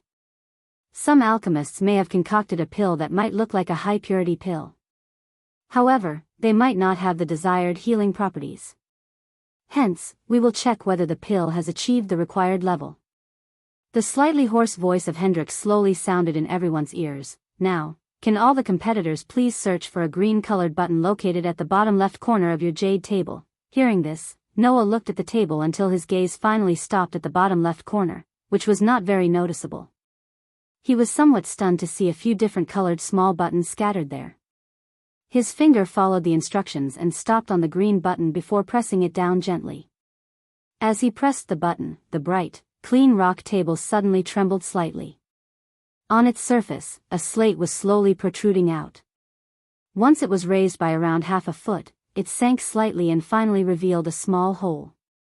Place the pill you have refined into the hole in the table. If you have achieved the requirement, a green light will flash on the jade mirror and red if your pill has failed to meet the requirements. In case of red light, you will be eliminated from the competition, and I request the alchemists to leave the premises in a peaceful manner. Hendrix paused for a moment to let everything he said sink into their heads. Additionally, the brighter the green light, the higher the purity of the pill. On the other hand, the brighter the red light, the farther you went from the actual burn healer. But fret not, at least your pill can be used to satisfy hunger. Hearing the humorous joke that sounded in the air above the open ground, the spectators laughed from the spectators' stand. Everyone, begin, Hendrix said as the alchemists prepared to test the pills they concocted. As he caressed the round pill with his fingers, Noah calmly stared at the hole in the table. He did not hurriedly throw the pill in. Instead, his gaze swept around him. At this moment, some alchemists had already begun throwing their medicinal pills into the testing machine. Not long after that happened, the arena suddenly became very colorful. Strong and weak green and red lights interweaved as they glittered. Each brought either joy or gloominess to the alchemists' faces. Bullshit, a 2-star alchemist slammed the jade table looking at the flickering red light. He gritted his teeth, and under countless people's gazes, he quickly put his cauldron in his space ring and ascended to the air. What the fuck is this round? You actually gave us the wrong formula and asked us to decode and concoct it within 30 minutes. This is a joke. Noah saw another alchemist smashing the table and leaving the area while cursing the judges. For a few minutes, Noah continued watching the alchemists leaving the arena until he heard Jennifer's melodious voice draw his attention. Master Noah, why don't we do it together? Jennifer smiled, fiddling with the pill in her hand. Anything will do.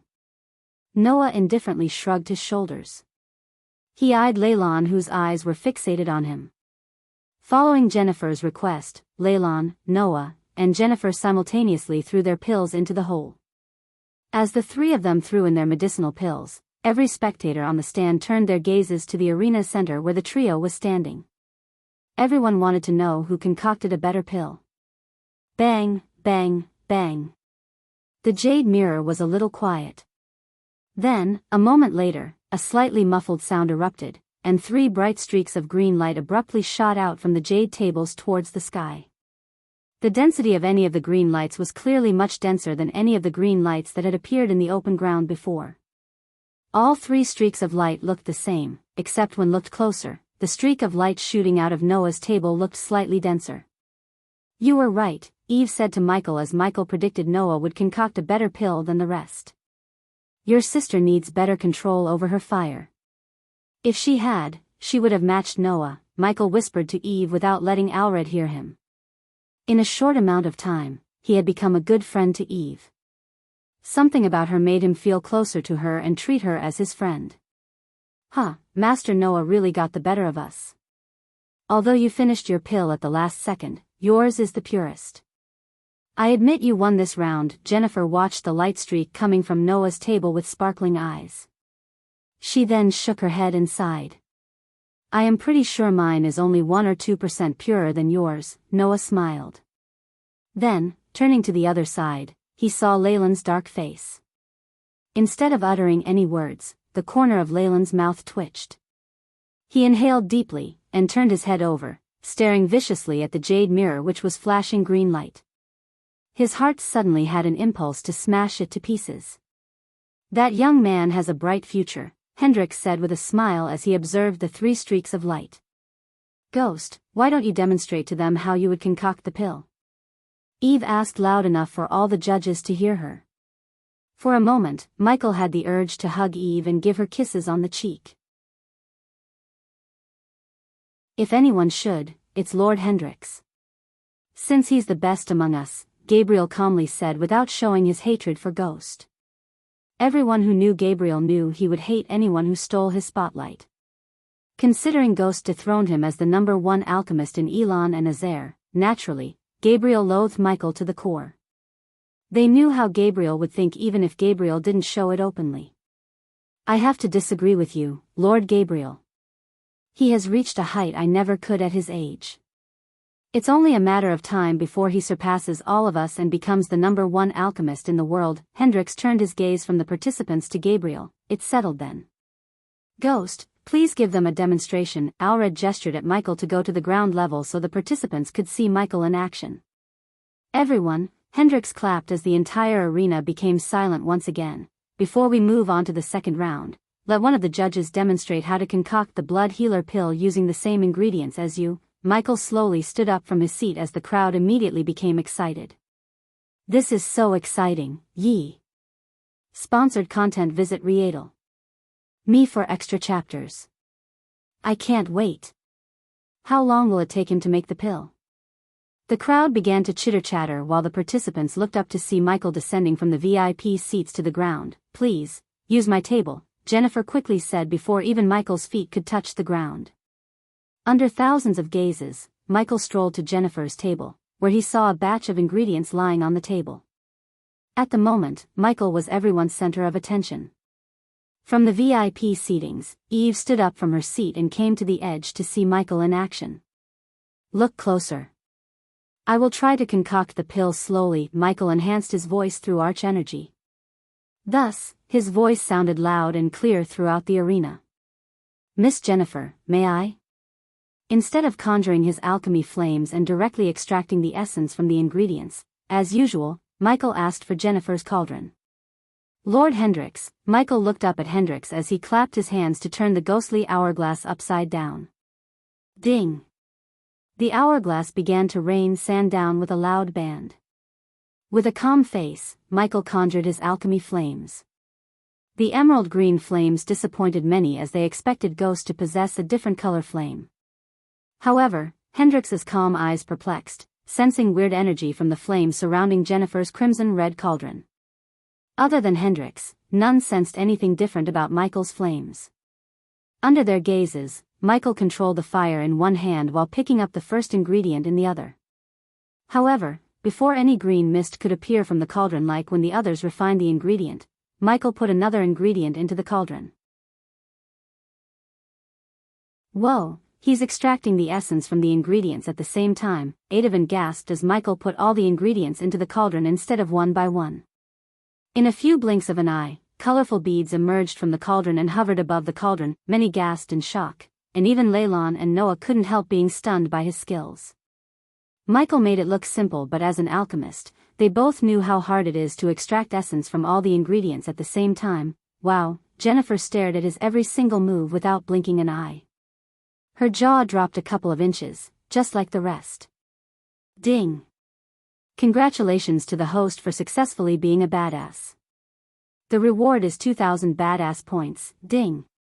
Congratulations to the host for successfully being a badass. The reward is 1,000 badass points. Ding! Congratulations to the host for successfully being a badass. The reward is 1,200 badass points. The badass points rapidly increased as the notification sound continued to ring in his head. At the moment, they looked closer at the beads, wondering whether he would merge them one by one or merge them all like Noah.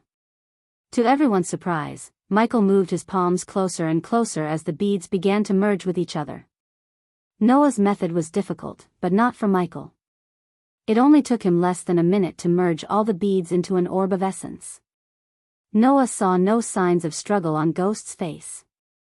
The next moment, the emerald green flames appeared once again, surrounding the orb of essence. The flames swirled around the orb for a few seconds before disappearing out of existence.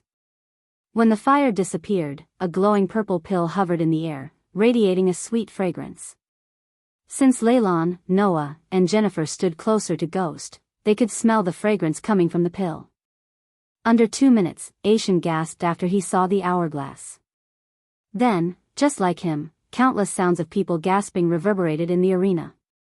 They were all stunned beyond words.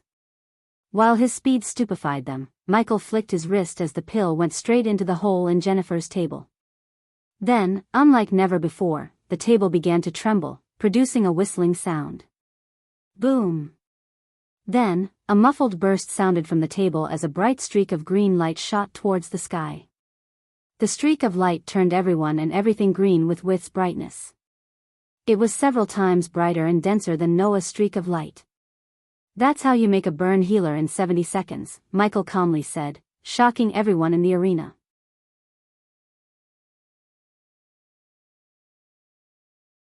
Chapter 502. End of the second round. After everything was said and done, Michael ascended to the air and returned to his seat in the VIP seats, leaving the participants and the spectators stunned. And he was thrilled with the number of badass points he received. Olivia was clapping and bouncing up and down in joy from the spectators. Unlike the battle tournaments, the judges gave no break to the alchemists. Clapping his hands again, Hendrix drew everyone's attention to him. Alright, since everyone has completed the test and witnessed what you can do when you increase your skills, let us start the second round. Please press the red button on the bottom right of the table. Hearing Hendrix, Noah moved his finger to the small round red button on the bottom right. As he pressed the button, the jade table suddenly trembled slightly. Then, the hole in the center disappeared as a pile of neatly stacked ingredients and a golden parchment slowly appeared on the clear, sleek table. The second round requires all of you to follow the formula on your table and brew the potion. Just like the first round, you have 2 batches of ingredients, so you can only fail once. If you have finished your ingredients in the process of brewing the potion, you will be eliminated, huh?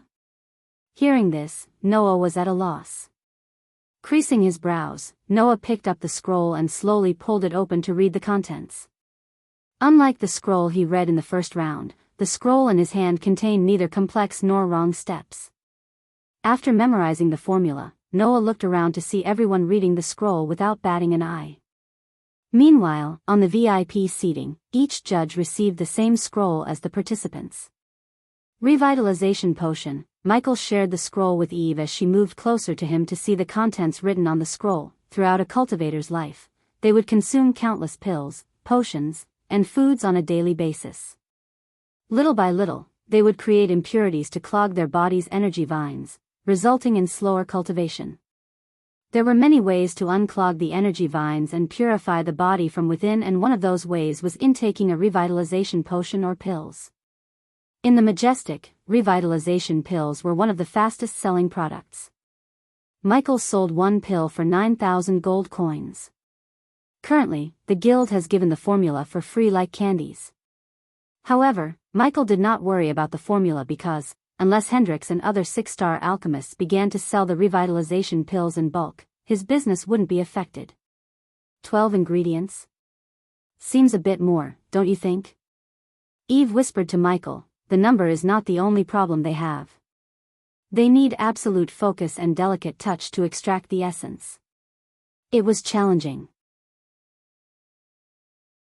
Unless one has total control over their alchemy fire, the ingredient would be burnt to ashes before they could extract the essence, Michael explained to Eve.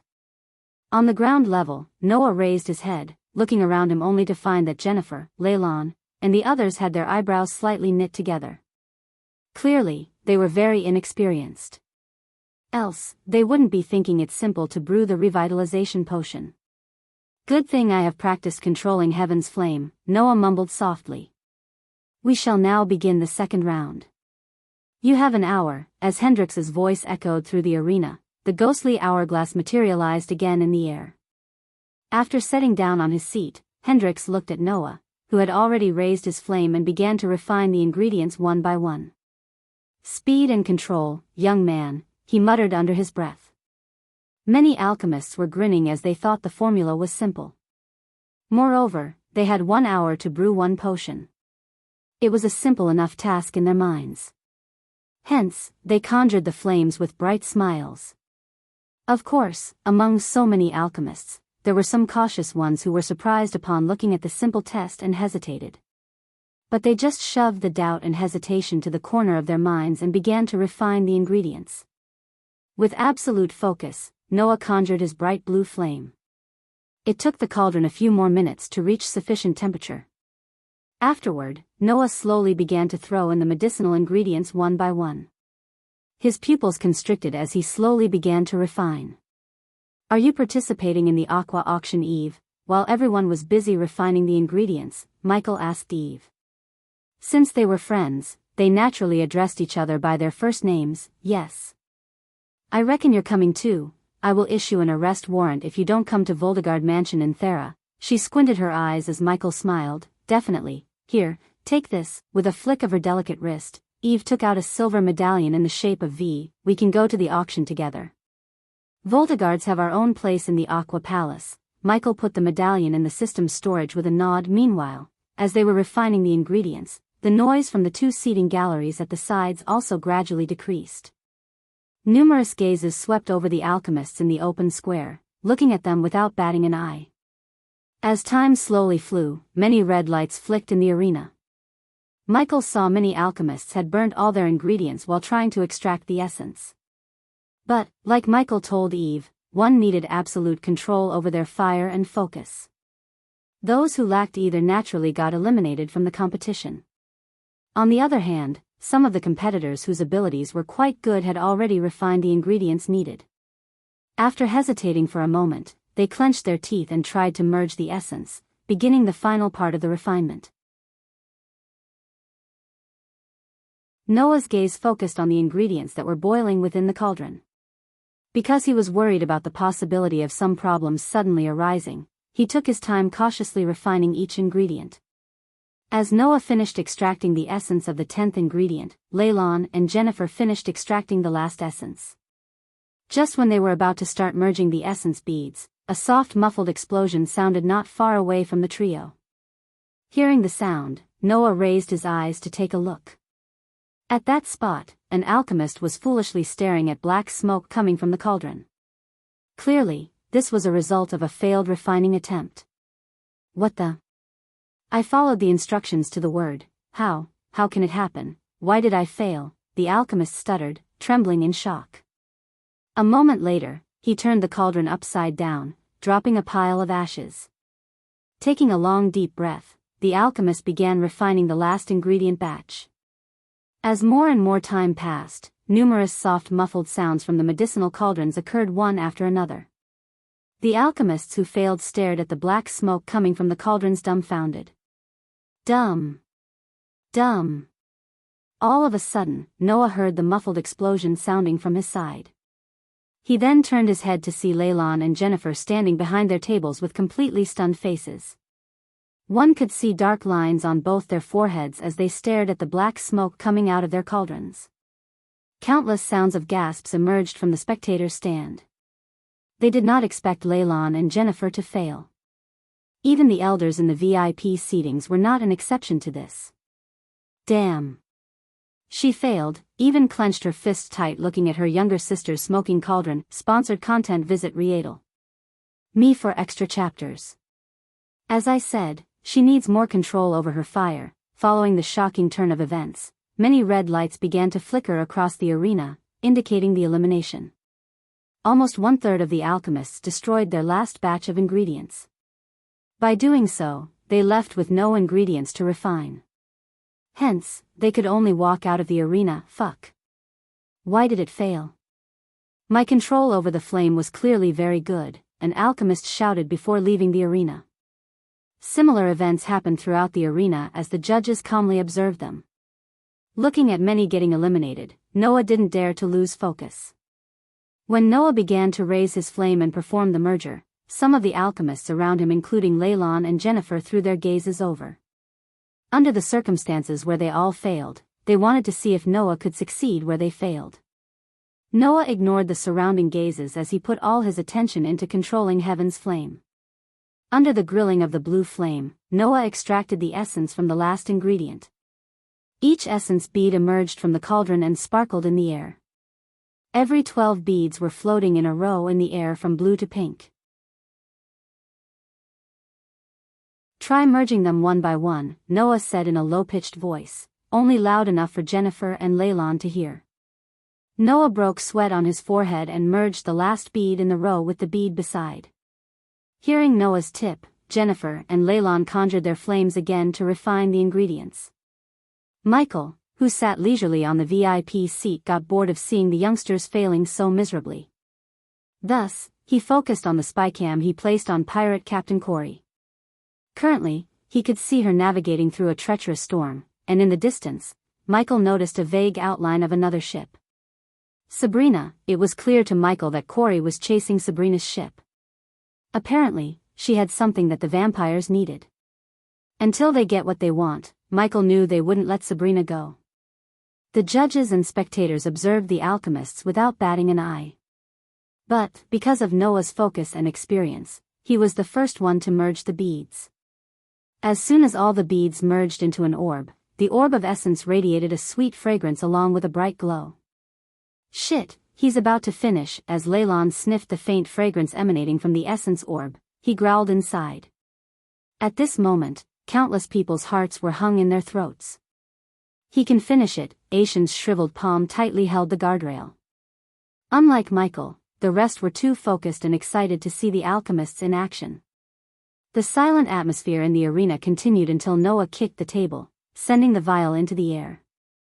With a flick of his wrist, Noah guided the essence into the vial and covered the vial with his heaven's flame. Only when all the essence went into the vial, did Noah slowly exhale. He raised his head as a faint smile appeared on his calm face. Under the thousands of gazes, Noah remained with a dark red vial in his hand. Following Noah's success, almost 15 minutes later, the green light of Jennifer and Leylon was lit up. The two of them placed their potions on the table and exchanged glances, sighing in relief. After the trio, a few more streaks of green light shot out towards the sky from the arena. Unfortunately, the red streaks of light overwhelmed the green light. When the sand within the hourglass completely fell, only a little over 100 people still remained in the arena. The rest of the people had already been completely expelled during these 2 rounds. As Hendrix clapped his hands, Noah slowly raised his head. His gaze landed on Hendrix, who revealed a friendly smile at Noah. After they concluded the second round, the next event was to once again test for the potions. Just like the first round, when everyone placed their potions into the hold, Noah's table produced a brighter streak of light, followed by Jennifer and Leylon. Once the test was completed, the sky had already gradually darkened. A crescent moon slowly appeared at the edge of the sky, bathing the city of Akshor beneath. Looking at the daylight slowly fading away, Aishan stepped forward from his seat. Everyone, we will stop the competition for the day and start the final round at 10 tomorrow morning. Everyone, please take a rest and arrive here 30 minutes before. With Aishan's announcement, the long day of competition finally came to an end. Everyone in the VIP seating planned to take a rest just like the participants except Michael. He had something important to do, like contacting the Alpha Guardian.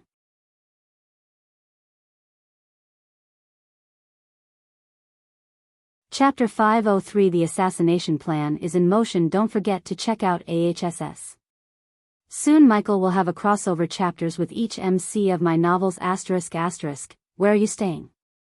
When Michael was about to stand up from his seat, Eve asked. I assume the guild booked a place for us. Forgive these old bones for forgetting. Here, the key to your accommodation. You will be escorted by our guards when we reach outside. Aishan flicked his wrist, taking out a golden card from his space ring that had the words green leaves embossed in beautiful calligraphy. Wonderful, Michael responded with a smile as Eve also stood to follow Aishan and the other judges. Instead of leaving, Edith flew to the ground level to meet Noah. Michael noticed Edith but didn't mind her. The last thing he needed was to meddle in Noah's harem. As the judges walked out of the door and stepped into the hall behind the VIP seatings lit brightly with a giant chandelier, they were welcomed by the armed guards of the Aqua clan. In addition to the Aqua clan, the guards wearing blue robes stood in a neat line waiting for Eve and Jennifer. Lady Eve, the guards quickly bowed when they saw Eve. There was a hint of shock within their eyes, because they had never seen Ever walk so closer to a guy before. Now I have to find my friend, Michael said. Who? Teacher. Just as Michael was about to answer Eve, Olivia entered the hall from the other side escorted by a couple of armed guards of the Aqua clan. The Aqua clan guards didn't let her approach the judges, so she kept waving her hand at Michael. Let her in. Michael signaled to the guards. As soon as the guards stepped away from Olivia's path, she came running toward Michael. Then when she saw Hendrix, she was flustered. Lord Hendrix Gardner. I am a big admirer of yours, she stuttered, kneading her hands. Looking at Olivia, Hendrix warmly smiled. I am glad, young lady. So you're learning from Ghost? Olivia bobbed her head up and down. Yes, you are a fortunate young lady to have a teacher like him. With a nod and a pat on Olivia's shoulder, Hendrix walked away from them with Aishan, Alred, and Gabriel before Olivia could talk to the others. At the moment, only 5 Aqua Clan guards, Eve, Olivia, Ghost, and Eve's guards remained in the hall. Lady Eve, turning her gaze away from Hendrix and the other grandmasters, Olivia slightly bent her waist. Lady Eve, Olivia greeted Eve with a respectful tone. Eve, Olivia. Michael simply pointed at Olivia. Pleasure to meet you, Olivia. Eve surprised the guards yet again by extending her hand toward Olivia. Pleasure is all mine, Lady Eve. Olivia shook her hand. Please, call me Eve. Eve gently smiled and said, I think we should leave. I have to find accommodation for you. What? You have no place to stay? Eve was slightly surprised. We just arrived at Oxshore this morning, and it's my fault for not finding a place. Olivia scratched her head. You're coming with me, Eve quickly said, shocking Michael and Olivia. But don't make me call my guards. Edith coldly chuckled, but Michael could tell if they disagreed, she would really use the guards. I have literally no choice then. Olivia chuckled back as they began to walk out of the giant hall. When they stepped outside, the streets were still full of people. Along with the full moon in the sky, the street lights powered with runes and chandelier light peeking through the glass windows lit up the city and gave the city a festive charm. Michael felt the cold breeze brushing past him and noticed a couple of carriages, including Eve's, waiting on the street. You go ahead. I have to wait for my sister. Since Michael had something to do alone, he did not linger around any longer. See you tomorrow then. He nodded before following the armed guards to the brown carriage. As the guards noticed Michael approaching, they opened the carriage door to reveal the red cushioned interior. Michael stepped into the carriage to see a mini table with various beverages set on it. Additionally, he noticed a golden orb hanging above, lighting the interior. There was nothing else in the carriage besides the table and the orb. Sitting comfortably in the cushioned seat, Michael leaned back. Then, he closed his eyes, focusing on the spycams in Alpha Guardian Tenulia's warship. Currently, in a brightly lit room, several figures who were dressed fancily stood surrounding a bed on which Tiriana curled up into a ball. Those who were close to her could hear her sob and see her reddened face. Tenulia sat beside Tiriana, brushing her head gently. Tell me, what's wrong with her? The moment Tenulia's face turned away from Tiriana, her motherly look transformed into an enraged predator. The rest of them in the room shuddered just by looking at the killing intent in her eyes. Noticing the silence, Tenulia trembled. She's been vomiting blood non-stop and crying in pain. There's definitely something wrong with her. Yet, you idiots found nothing? She snarled at the healers in front of her. We thoroughly examined her and everything she came into contact with Alpha Guardian. But the leading healer, who was a blonde elf in golden robes, shivered while talking and didn't finish his sentence. Incompetent idiots. Go to R and bring me the heavenly alchemists before I lose my patience, Tenulia threatened them with gritted teeth. Hearing her threat, they all trembled. Soon, they quickly ran away from the room, leaving Tenulia and Tiriana in the room. Just bear the pain, Tiri. The alchemists will be here shortly. Tenulia kept brushing Tiriana's head like a mother. Lots of work, vampires. Tiriana blurted out a few words, fighting through the pain. Shoo, we are taking care of it, Tenulia said with a smile to calm Tiriana down. Unfortunately, the outside situation wasn't good at all. The existence of vampires and the news spread across the continent that Guardians tried to hide vampires' existence brought a storm down on the guild. Currently, they were facing pressure from every direction. Her team was still investigating who leaked the information about the vampires to the royal news. She suspected Peyton, but she had no proof to back her doubts. As far as Tenulia could tell, Peyton worshipped the guild and stood to gain nothing by abolishing the guild's reputation. Creech. Suddenly, Tenulia heard something from behind. She turned back with lightning-quick speed to see a piece of paper on the ground beneath a stool. She stood up from the bed, walked to the paper, and picked it up. Her brows furrowed when her gaze swept across the piece of yellow paper. Then, she put the piece of paper back on the stool and opened the wooden door nearby to leave the room. Sponsored content. Visit Riedel.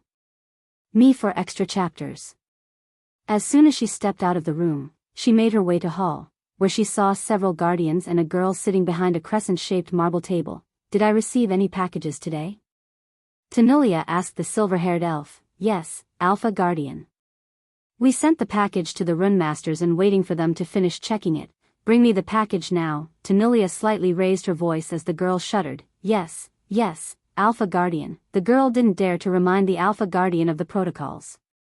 Instead, she just bobbed her head, opened the door behind her, and disappeared to bring the package to Tanilia. Several minutes later, the girl returned carrying a wooden box. Everyone leave, Tanilia's voice reverberated in the hall, attracting the Guardians' attention. They gawked at each other and the stoic face of Tanilia for a moment before leaving the hall. After they left the hall, Tanilia slowly opened the box to see a parchment and a vial with sparkling silver liquid on crimson-red cloth. Tanilia picked up the parchment. For a few moments, she scanned the parchment and the box with her senses until she found no threats. Only then did she open the parchment. Greetings, Alpha Guardian. We remained in darkness, harming no one. But you and your guardians decided to expose us to the light. You shouldn't have done that. Because of you, your best friend is now suffering. Suppose you don't personally come to apologize to us alone at the location marked down below. In that case, your friend will experience the most excruciating death the elves have ever seen. P.S. The vial contains something that will lessen her pain. Consider this a courtesy of our great nation of Nightwalkers, aka vampires, as you named us. Your friend has 2 days to live. So your clock is ticking, Alpha Guardian. Tanilia's body trembled as she read the parchment. Just as she finished reading the letter, Tiriana's scream echoed through the warship. Immediately, Tanilia hurried to the room, and when she reached the room, she saw Tiriana puking blood, rolling on the floor while screaming in agony. Subconsciously, Tanilia picked up the potion before leaving the hall. Tirai. Tanilia dashed at Tiriana, arggh. Tiriana kept screaming in agony when Tanilia sat beside her and put her head on her lap. Without Tanilia's control, her eyes watered. Tanu. Tiriana screamed as blood gushed out of her nostrils, eyes, and ears.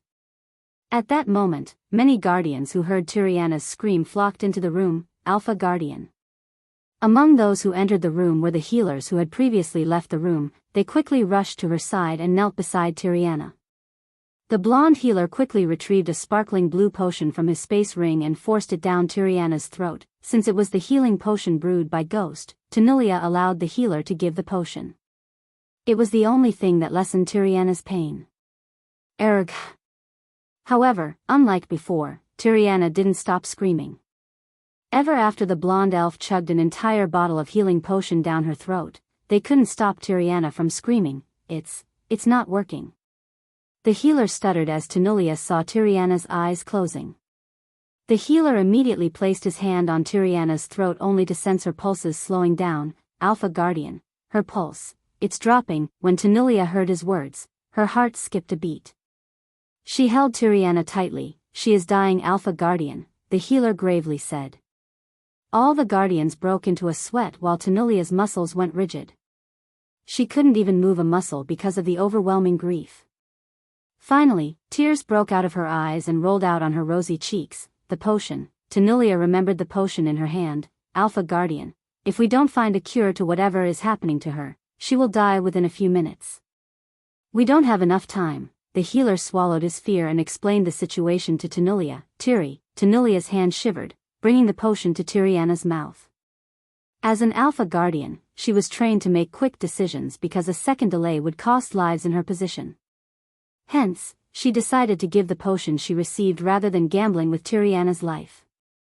However, if she didn't give the potion, it was inevitable that Tiriana would die. Alpha Guardian, what is that? The healer asked Tanilia. Instead of answering him, she just opened the vial and gently poured the liquid into her mouth. Surprisingly, the moment the potion touched Tyreria's tongue, the healer noticed her pulse speed up. Alpha Guardian. Her pulse is improving. Tanilia heaved a sigh of relief as she emptied the potion into Tiriana's mouth.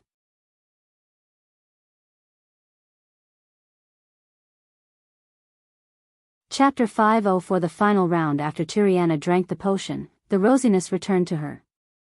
The healer quickly examined her body only to see her vital signs such as pulse, arch energy circulation, and breathing had become normal. Nonetheless, Tiriana remained unconscious. Fortunately, they learned she had fallen asleep after suffering so much. Seeing Tiriana peacefully sleeping on her lap, Tanulia knew what she had to do. Go set a course to the Maven, Tanulia ordered the Alpha Guardians staring at her. Hearing the order, the Guardians obediently bowed their heads before leaving the room. They were trained to obey orders, not question them. That was why none of them dared to ask why they had to go to Maven, a kingdom in the southern continent. The next day when the sky turned bright, the flourishing city of Oxshore woke up along with the thousands of citizens. Only a few minutes after the first sunray emerged from the horizon, the citizens began to flow through the streets. The place within the city, which was most crowded and lively today, was the arena. Since today was the grand finale for the individual competition, the number of people flocking to the arena doubled. As time elapsed, the entrance doors of the guild slowly opened as the sun rose. Immediately, the mass of people outside began flooding in like tides.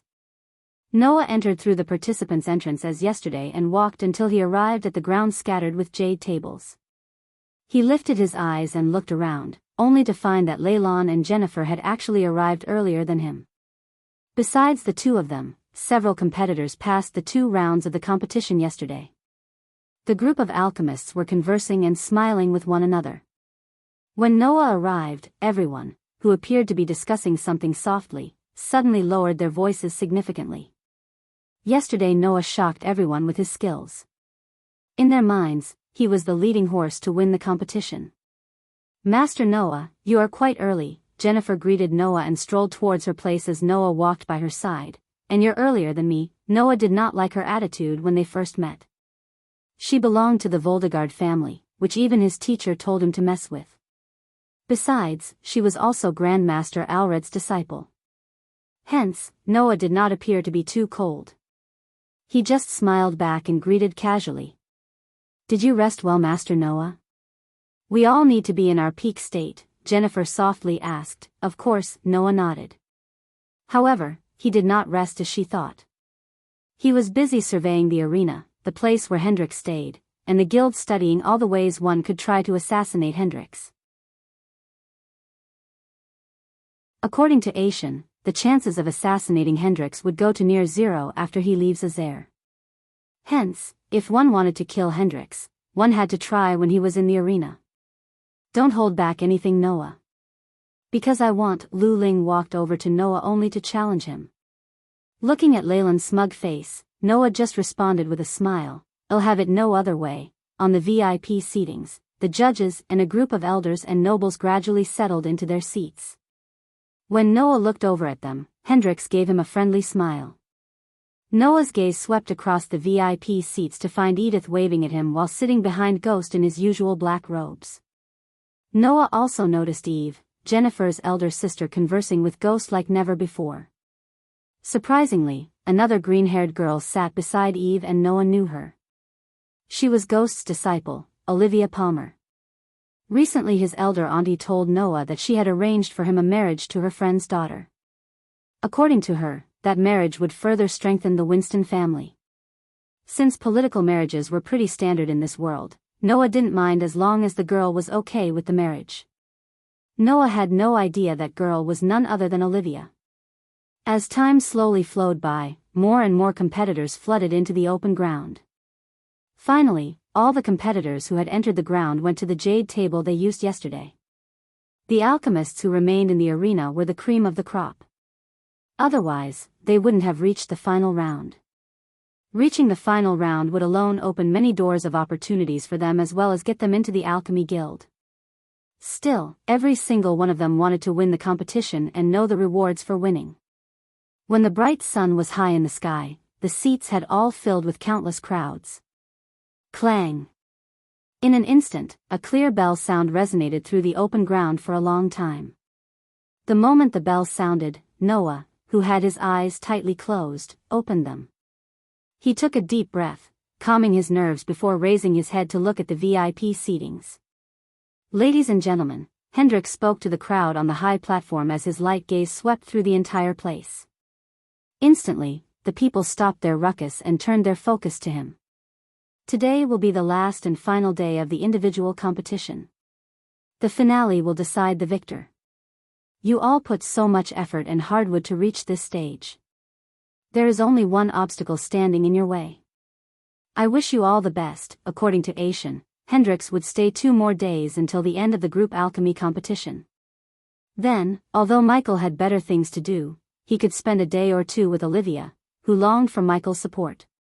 Moreover, she wanted him to witness her students in action. When Hendrix's voice fell, the crowd exploded into a thunderous roar, screaming as loud as they could in excitement. Noah rubbed his ears as they became numb by the deafening sound. He turned his head around to see Jennifer and Leylon calmly looking around the crowd. The latter, however, had a cold smile on his face. "This is my moment," Leylon snickered. He had been training for the competition for a long time. For him, failure wasn't an option. No matter what, he had to make his teacher proud. Clap. The thunderous clap echoed through the arena, instantaneously canceling all the noise. When the arena became silent, Hendrix began to explain about the final round. Unlike the previous 2 rounds, we won't provide you with any ingredient or formula. In other words, you must successfully brew a potion or concoct a pill of your choice to the best of your ability in under an hour. The alchemist who refined the pill or potion with high purity and gets the most votes from the judges will be crowned as the winner. Sponsored content. Visit Me for extra chapters. When the competitors in the arena heard Hendrix's clear voice, many felt excited, except for some who did not prepare any suitable formulas or had sufficient ingredients. If they failed, they only had to blame themselves for being careless and not prepared. As Noah's gaze swept all around him, he noticed Leylon's bright face. The latter was grinning, while Jennifer remained with her head held high as though she had absolute confidence in her formula and ability to refine something with a high purity level and miraculous effect. In the VIP seatings, Michael frowned slightly. To him, the round seemed yet again unfair. Among the competitors, some were 2-star alchemists and some were 3-star alchemists. Surprisingly, there were no 4-star alchemists among them, as the few who competed were eliminated yesterday. So naturally, 3-star alchemists could refine a pill or a potion with a higher purity level than the 2-star alchemists. The ability to refine purer products what made them 3 stars in the first place. Hence, when asked to brew a potion or concoct a pill, whatever the 3-star alchemist makes would have a higher purity rate than a pill or potion made by a 2-star alchemist. In other words, the 2-star alchemists stood no chance against the 3-star alchemists. Remember, purity isn't the sole determinant in the final. Whatever you make should impress the judges and get their votes. Keep that in mind. As though Hendrix had sensed Michael's thoughts, he reminded the competitors. His words gave some comfort and courage to the 2-star alchemists. Since everyone is already familiar with the examination rules, Hendrix slowly raised his hand and abruptly waved it down on the high platform. A faint sound reverberated throughout the entire place. The final round will now begin. Just like before, the ghostly giant hourglass materialized in the air as the competitors immediately took out everything they needed from their space ring. From the audience seats, countless gazes stared intently at the over 100 competitors on the open ground below, waiting for their splendid performance today. After Hendrix went to sit on his chair, the trio in the center did not do anything. Instead, they coincidentally remained silent and mused with a frown, recalling everything they needed to know about the potion they were going to make. The silence persisted for nearly 10 minutes before Jennifer and Leylon took out their cauldron and a set of ingredients from their space ring. Hearing the sound of the cauldrons landing on the jade tables, Noah frowned as the cauldrons that the two pulled out were clearly not the same ones they used yesterday. Seeing the profound auras that were emitted from the ancient-looking jade cauldrons, it was clear that the cauldrons clearly belonged to the epic class. Item classes equals common, uncommon, rare, epic, legendary. They surpassed Noah's cauldron, which belonged to the rare class. That little brat, sitting beside Ghost, Eve mumbled. She took Grandpa's cauldron, Eve said with a helpless chuckle only loud enough for Michael and Olivia to hear. Better cauldron will definitely raise her odds to win, Olivia whispered to Olivia. She better win this. What do you think, Ghost? You're still betting on Noah? Michael nodded. If nothing dramatic happened, he knew Noah would win the competition easily because, unlike them, he knew Noah's secret. "Lord Gabriel, is that the cauldron you used decades ago?" Alred asked, pointing at Leyland's jade cauldron, which had a tint of redness to it. "Yes," Gabriel responded with a simple nod. "If my memory serves me right, you used it to take the champion spot during that year's competition." "It seems you're pretty confident in your student," Alred amused. "He will win this." Gabriel's voice was full of confidence and trust. All the judges had already begun to bet on their favorites. Still, they had no idea the competition would become a butchery. Edith suddenly stood up, walking toward the door in the back while the judges and the nobles were observing the alchemists on the ground. Michael noticed Edith leaving but didn't pay any mind to her.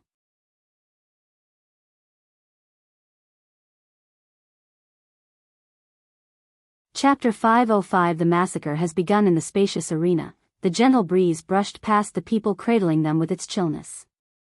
Michael observed the alchemists showing no expression on his blank as a slate face.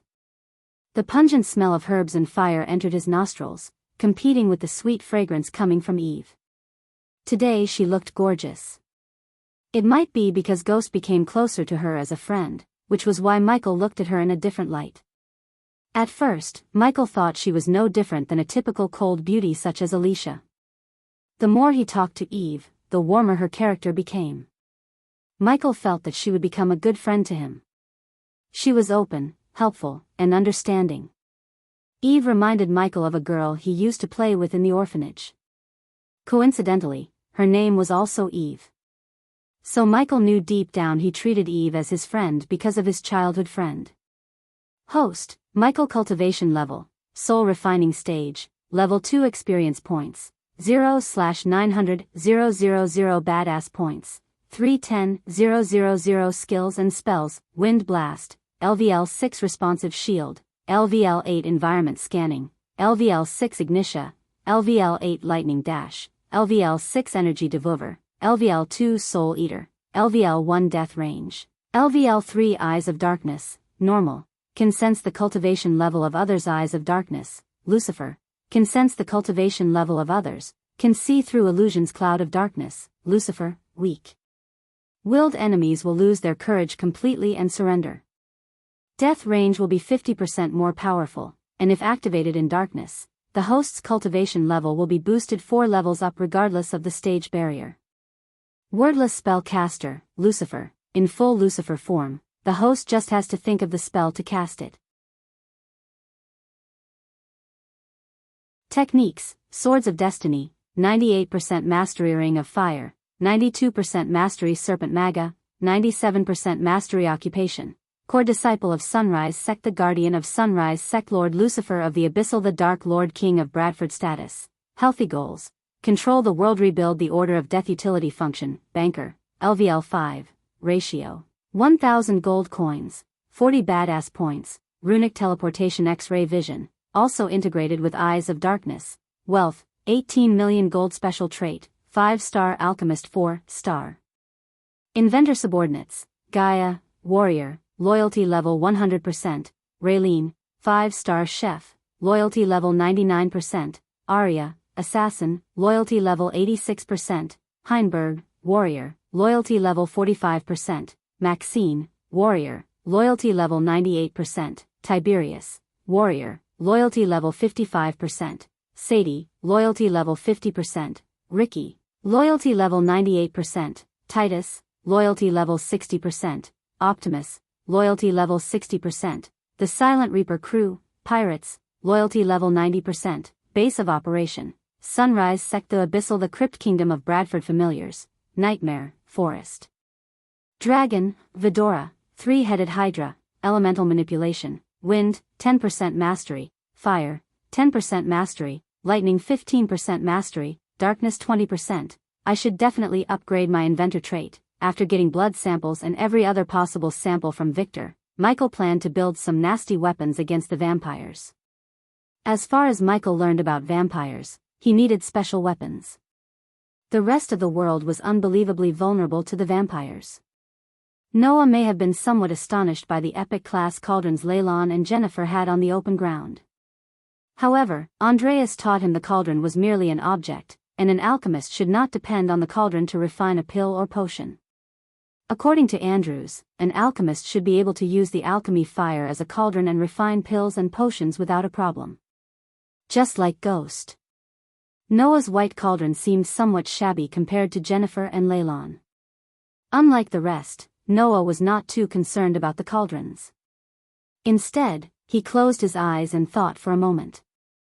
Then, he flicked his finger gently and a set of the ingredients needed to refine the Crimson Waves potion appeared on the stone table.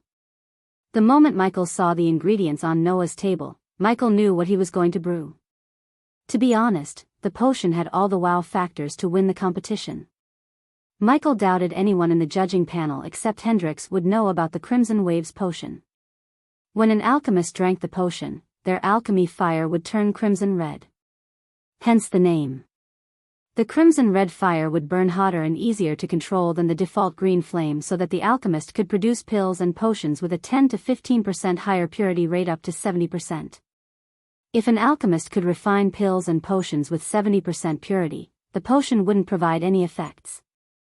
Michael didn't use the potion because he did not need to. He was a 5-star alchemist right out of the bat. So why didn't he sell them? Because it was bad for business to enhance alchemists. The fewer alchemists there were the better. The hundreds of emerald green flames danced and flickered in the arena like fireflies made of jade glimmering in the night. The flames swayed with the wind chaotically with no direction in their mind until Michael conjured his heaven's flame. Even after seeing it several times, Noah's sparkling blue flames drew everyone's attention. Like a king among mortals, the blue flames overshadowed the green flames with its luster. Heaven's flame.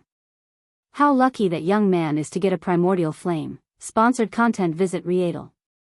Me for extra chapters. Al read through a covetous look at Noah's flame.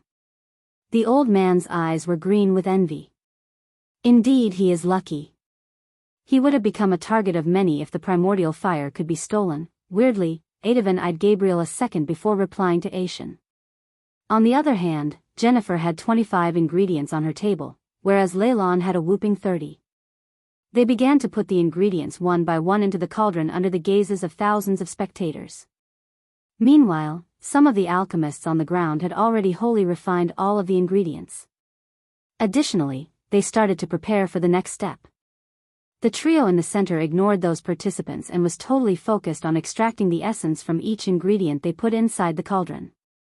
Unlike in the previous 2 rounds, small beads of sweat appeared on their forehead, trickling down their nose to the ground. Yet, they did not bother to wipe it off as they continued to focus on controlling the flame and extracting the essence. Then 10 minutes later, Noah carefully placed the last ingredient. Finally, the first essence bead, glowing in light pink, emerged from Noah's cauldron. Seeing that the extracting process was this smooth, Noah heaved a long sigh of relief. He turned his head and looked around.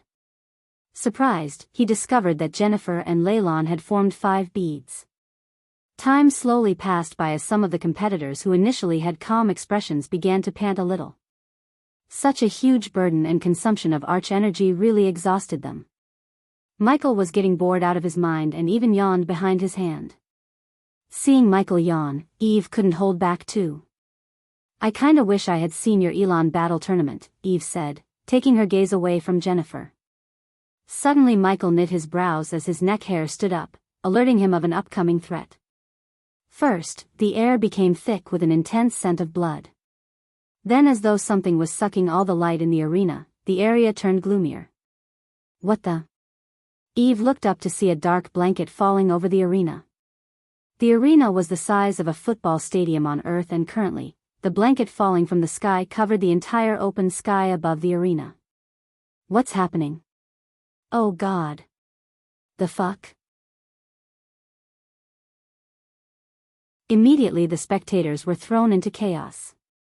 Whoosh! Following the dark net, a strong gust of wind in the form of a wave brushed past the hundreds of alchemists, putting off their alchemy fire. Ghost, terror clutched Eve's heart as she involuntarily squeezed Michael's hand. All the judges immediately stood up from their seats bewildered. Even Hendrix lost the calmness on his face. The sudden darkness along with the pungent blood stench in the air terrified them. Lady Eve, Michael turned back to see a guard of Eve walking towards Eve holding his throat. In the dim, gloomy light, they saw blood gushing through his fingers. Another scream quickly echoed through the arena. Thud. The guard collapsed to the ground while another ear-piercing scream of a girl entered their ears. When they looked in the scream's direction, they all saw a mist of red smoke among the spectators. Soon after, they saw several other bloody veils of mist appear all over the spectators' stand. At this moment, the screams were the only sound they heard. Guards! Alred shouted, but no one responded. Teacher! Ghost, look! Olivia stuttered, and when they looked at where she was pointing, they saw the guard who collapsed to the ground, moving. The guard laid down his face against the floor and slowly moved his limbs. His lips made sickening, crunching sounds as he finally stood up on his feet. Guard, Eve spoke in a muffled voice and frowned, looking at the blood oozing down from the wound on his neck. When Michael looked closer at the injury, he confirmed his suspicion and took a step back. When the guard leaped at Alred, Olivia screamed in shock. The guard ripped off a huge chunk of meat from Alred's neck in a blink of an eye. The blood sprayed from Alred's neck to Aishan and Gabriel's faces. The warm blood brought Gabriel from his shock. Holy blast! Gabriel immediately reacted by sending a golden plasma beam at the guard. Pulch! The beam shot right through the guard's chest, forming a huge smoking hole in his chest. However, it didn't stop the guard from taking another bite at Alred, who was clenching his neck in agony. Holy blast! Gabriel sent another plasma beam vaporizing the guard's head. Meanwhile, the spectators were in chaos as they attempted to flee the arena but turned into a bloody mess one by one. Alred! Aishan came out of his shock. Everything happened so quickly that only Gabriel was able to react in time. But, unfortunately, even he was late, as the guard had already taken a huge chunk of Alred's throat with a single bite. Immediately a sparkling blue healing potion appeared in Aishan's hand. Lifting Alred's head, Aishan chugged the potion down his throat, but unfortunately, the wound on his throat didn't close up. Welcome to the party. Out of the blue, a voice drenched in an evil aura reverberated in the arena. The cold, high, clear voice sent shivers through everyone's spines. A few seconds after the voice emerged, a dark figure clouded in a red mist appeared in the air right above Noah, Jennifer, and Leyland center stage.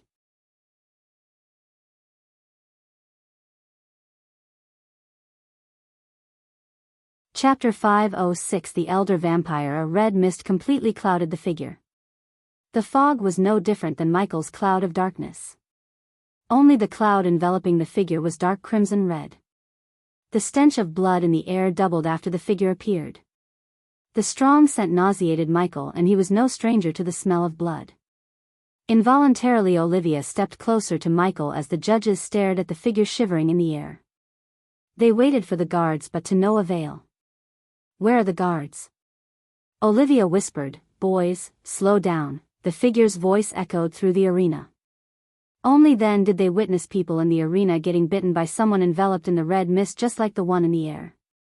The people who got bitten from behind exploded afterward. Ah! Looking at the scene, many screamed out loud and panicked. Instantly, the people made a run for the exit, only to turn into a pulpy mess. Michael noticed hundreds of vampires sucking the people's necks and turning them into a bloody mist. Deep down in his heart, he was glad Olivia was with him. Otherwise, she would have been targeted by the vampires. Oh my god, oh my god, oh my god, Olivia panicked, shivering from top to bottom. Guards! Guards! Aishan and Gabriel both screamed for the guards, but no one came through the door behind them.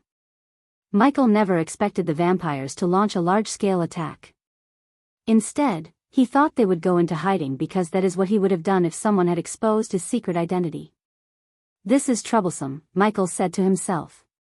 According to the experiments and information he gathered from Victor, vampires were immune to spell attacks no matter how powerful the spell was. The guard who was killed by Gabriel wasn't a fully turned vampire. He was controlled like a puppet by someone, probably the vampire shrouded in a red mist. The bloody mists appeared after the people exploded, drifted to the vampire hovering in the air, and enhanced the crimson-red cloud around the vampire. Killing a vampire without going into full Dark Lord was highly troublesome. He had to use the dark flames to kill or even slow down a vampire. Otherwise, they would just regenerate and attack back with several times more ferociousness. Fortunately, the vampires blocked the sunlight by putting on a giant blanket over the arena. But, unfortunately, by doing this, they turned the arena dark, and darkness was his domain. Shit! What's happening? Where are the guards? Leylon and Jennifer panicked just as the rest of the alchemists. Considering the vampires hadn't started to kill the alchemists on the ground yet, they still possessed the ability to think. The spectators, however, ran for the exit like headless chickens. Many got stepped over and died by getting crushed. Jade Crucifix, all of a sudden, Hendrix, who remained furrowing his gray eyebrows, raised his hand. The very next moment, an emerald green crucifix materialized in the air just a few meters away from Michael. The crucifix went from a typical handheld size to a giant 8-foot crucifix. It floated towards the vampire in the air.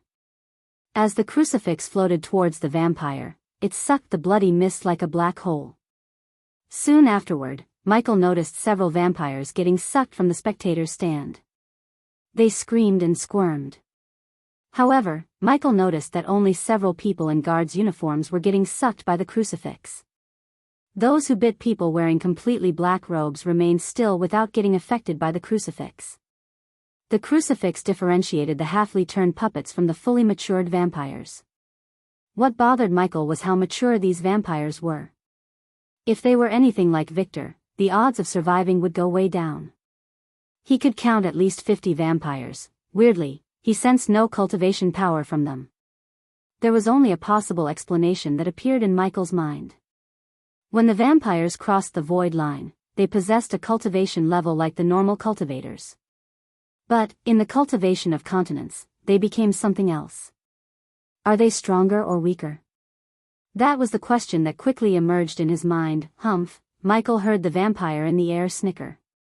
Afterward, a trail of smoke extended from the crimson-red shroud towards the crucifix. Then, the emerald-green crucifix and blood-red smoke clashed in mid-air, producing an otherworldly whistling sound. The crimson-red smoke rapidly engulfed the crucifix, rendering the emerald-green dim. In a couple of blinks of an eye, the red smoke completely swallowed the crucifix. Boom. Then, the sound of the explosion reverberated in the air as Michael witnessed thousands of tiny green particles raining down. Ah! Hendrix coughed up a mouthful of blood as he stumbled back, losing his balance. Run, Hendrix mumbled. Hendrix was at the fusion stage, yet his spell was decimated within a few moments. Even if Hendrix was a warrior, his spell still wouldn't have affected the vampire. Is he an elder vampire? Michael asked himself, recalling Victor's words about the elder vampires, who were the most powerful pure-blooded vampires. But, of course, Victor had no idea there were more powerful classes of vampires above the elder vampires. Gabriel didn't even dare to cast a spell because he was at the core strengthening stage and he knew how powerful Hendrix was. So Gabriel knew if Hendrix stood no chance, neither would he. Hence, Gabriel turned back and rushed towards the door to escape. What's the rush, Lord Gabriel? The vampire's high-pitched clear voice rang in their heads as a cloud of smoke shot out from the vampire and covered the door. Holy blast! Gabriel raised his hand, sending the golden plasma blast at the cloud. To his shock, the plasma blast shattered into millions of golden dots when it clashed with the cloud. Lord Hendrix. Hearing Aishan's shout, Michael turned his head from Gabriel to Aishan and saw Hendrix floating towards the vampire. His old body was stiff as though he was paralyzed. He didn't even move a muscle. Does he have something to do with the ambush? Michael asked himself, looking at Gabriel, who was currently trying to get through the red smoke blocking the door. Despite the chaos and mayhem, Michael remained calm. On top of his training to stay calm despite the situation, the darkness soothed his mind and soul. He cancelled out all the screams of the people and focused on how to escape the arena without revealing his full power. Furthermore, he hoped the vampire's aim was to massacre people and issue the world a warning. Rather than targeting anyone specifically, anyone such as the Dark Lord who orchestrated their destruction of secrecy. Jennifer, Eve tried to move forward, but Michael quickly grabbed her hand. Sponsored content. Visit Riedel. Me for extra chapters. Stay still. Don't give him a reason to attack you. Noah will protect her, Michael whispered coldly to Eve. The seriousness and authority in his voice rendered Eve speechless. She wanted to disagree, but she simply couldn't. Michael didn't know about Leylon, but he was certain Noah would protect Jennifer. Meanwhile, Alicia and Norvin leaped onto the ground, reaching Noah. Ghosty dragged Dash, with his eyes turning red. Aishan raised his hand to cast a spell. Before he could finish casting, a puff of smoke shot out from the vampire like an arrow and blasted Aishan to the wall. In mid-air, the shroud enveloping the vampire slowly opened up, vaguely revealing a bloated short man. Through the opening, Michael saw the man opening his mouth as a meter-long tongue resembling a tentacle came out to lick Hendrix. Still, Hendrix didn't even move a muscle. Instead, he looked like a T-pose statue while being licked by the vampire. The tongue gradually coiled around Hendrix's neck, clenching Hendrix's throat little by little. Leave him alone. Suddenly, Noah's shot echoed through the arena. Then, everyone saw a bright beam of light shoot out of Noah's body to straight up at the vampire. The bright beam had a tint of blue as heaven's flame coiled around the beam. As per Michael's knowledge, the primordial flames were one of the weaknesses of a vampire. Ever since he used dark flames on Victor, Michael wondered whether the other primordial flames would have the same effect or not. His curiosity ended when Noah's flame cut straight through the bloody mist enveloping the vampire, cutting the tongue around Hendrix's neck. Immediately Alicia leaped into the air, catching Hendrix in her arms.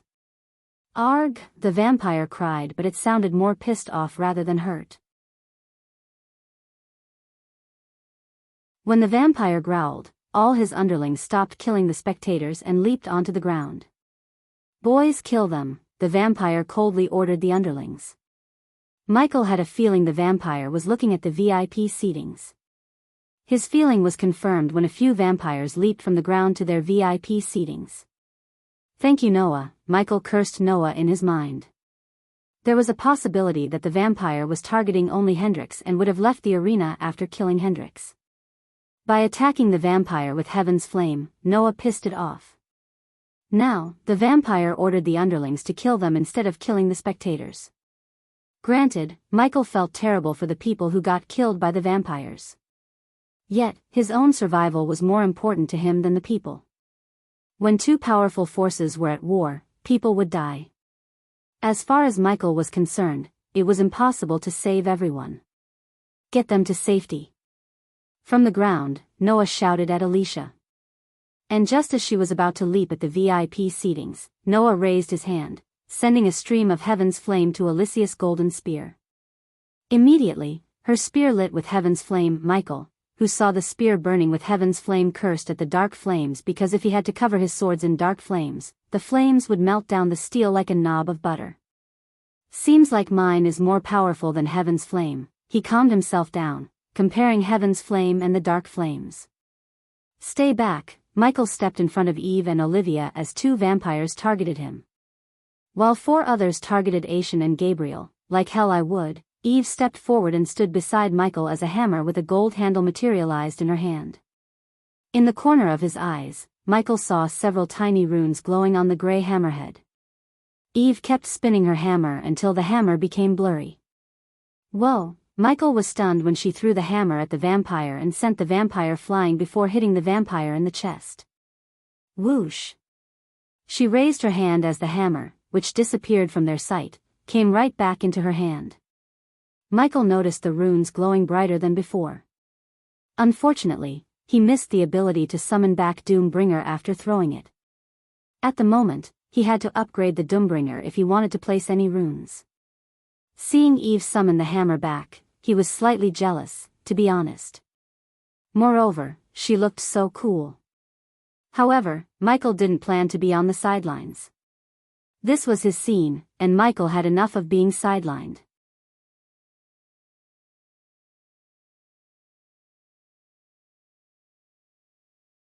Chapter 507 Onto the Fire from the Frying Pan. The vampire who witnessed his friend get sent flying by Eve bore his teeth, showing razor-sharp teeth.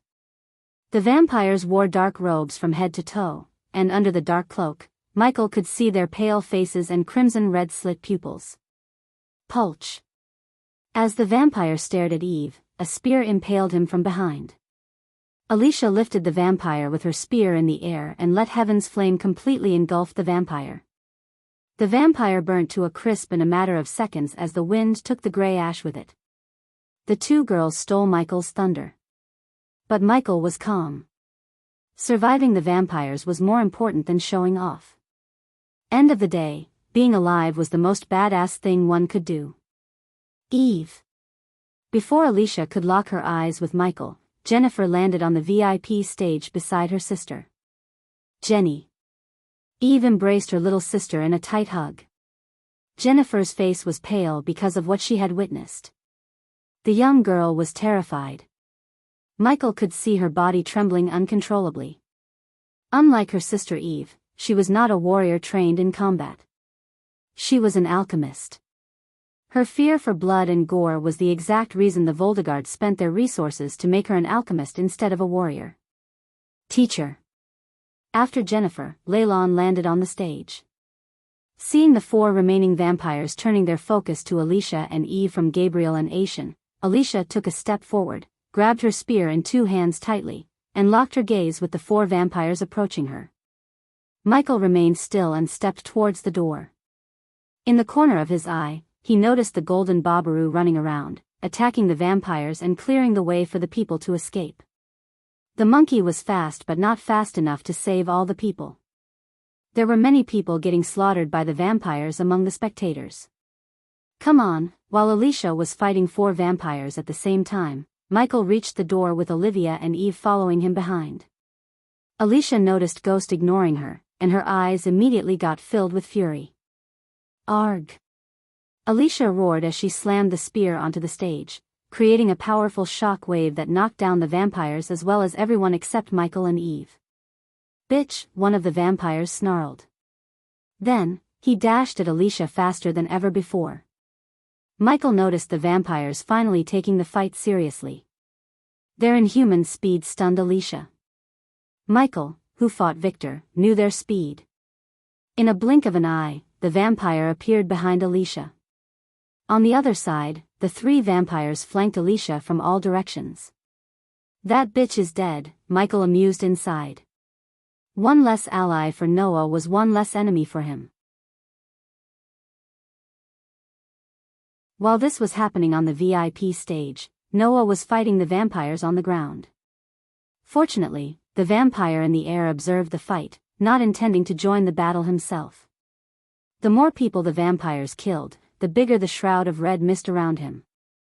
Holy blast, holy blast, holy blast! Leylon kept shooting plasma blasts in all directions hoping to hit the vampires. Arg!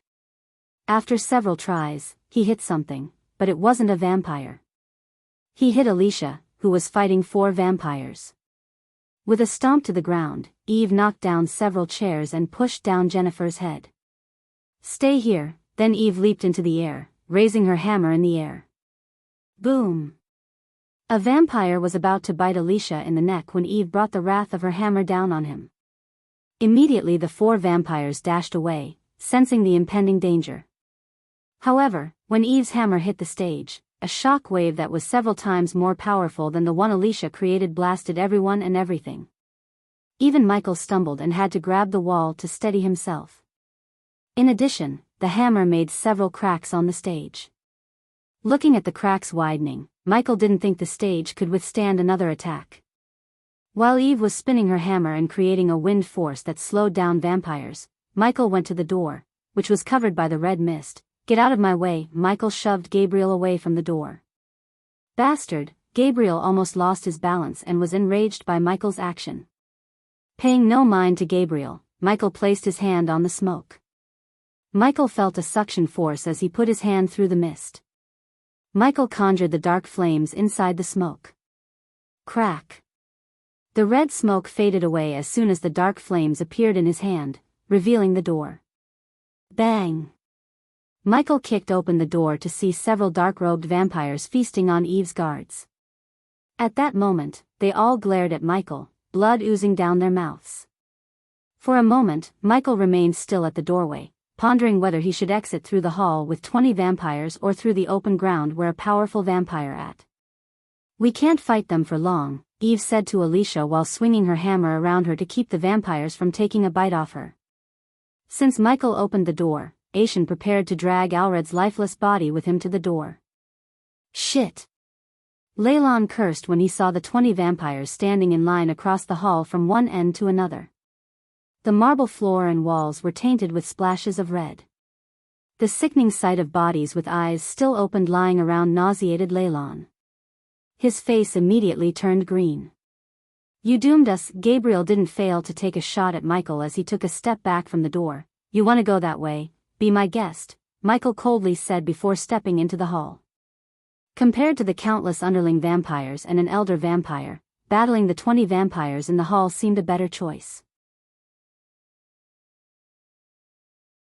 Unlike Noah, Michael didn't wish to reveal he had primordial flames. Several meters away from Michael, Eve slammed her hammer on the last vampire's chest. Grr. Sponsored content. Visit Readle. Me for extra chapters. The vampire growled in pain, but before it could dash at Eve, Alicia stabbed the vampire from behind with the heaven flames-covered spear. Killing the last vampire on the stage gave them all leeway to enter the hall. For some reason, the elder vampire did not mind them entering the hall. Michael had a bad feeling about the elder vampire's calmness. Yet, he was not planning to decode its plan. Instead, his highest priority was to get the hell out of the arena without revealing his identity as the Dark Lord. Looking at Michael entering the hall, Olivia followed him behind. Then, Eve, Jennifer, and Aishan dragging Alred's lifeless body, entered the hall. Lastly, after pondering their options, Gabriel and Leylon followed them inside the hall. Eve, Jennifer shivered, looking at the vampires in front of her. Except for their mouth, one could see nothing due to the dark robes and cloak. The vampires snarled, revealing their blood-covered teeth and 2 razor-sharp fangs. "Fresh blood," one of the vampires said in a croaky voice. "Well, get through this." Eve hid the dread in her heart and pretended to be fearless. Fighting 4 vampires took so much effort from both of them. So Eve knew how difficult, if not impossible, to fight 20 vampires. "Where are you going?"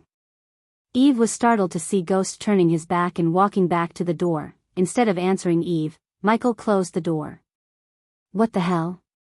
Leylon tried to shout this time, but only a muffled cry escaped his mouth. Again, he did not want to agitate the vampires in front of him. Alicia coldly stared at him. She directed her killing toward Michael more than she directed toward the vampires. Again, rather than responding to pointless questions, Michael grabbed a chair and stuck it against the door knob to prevent anyone from opening the door from outside. Regardless of the situation, he remained calm, which surprised Eve. There was no fear in his eyes. "Ghost, I don't think we can take on all of them," Aishan said in a husky voice. "You have a better idea?" "It's them or the one who knocked out Lord Hendrix in a second." Recalling what happened to Hendrix, Aishan's heart skipped a beat. At this moment, he could only pray Noah would somehow save Hendrix and himself. "Why aren't they attacking?" Eve mumbled.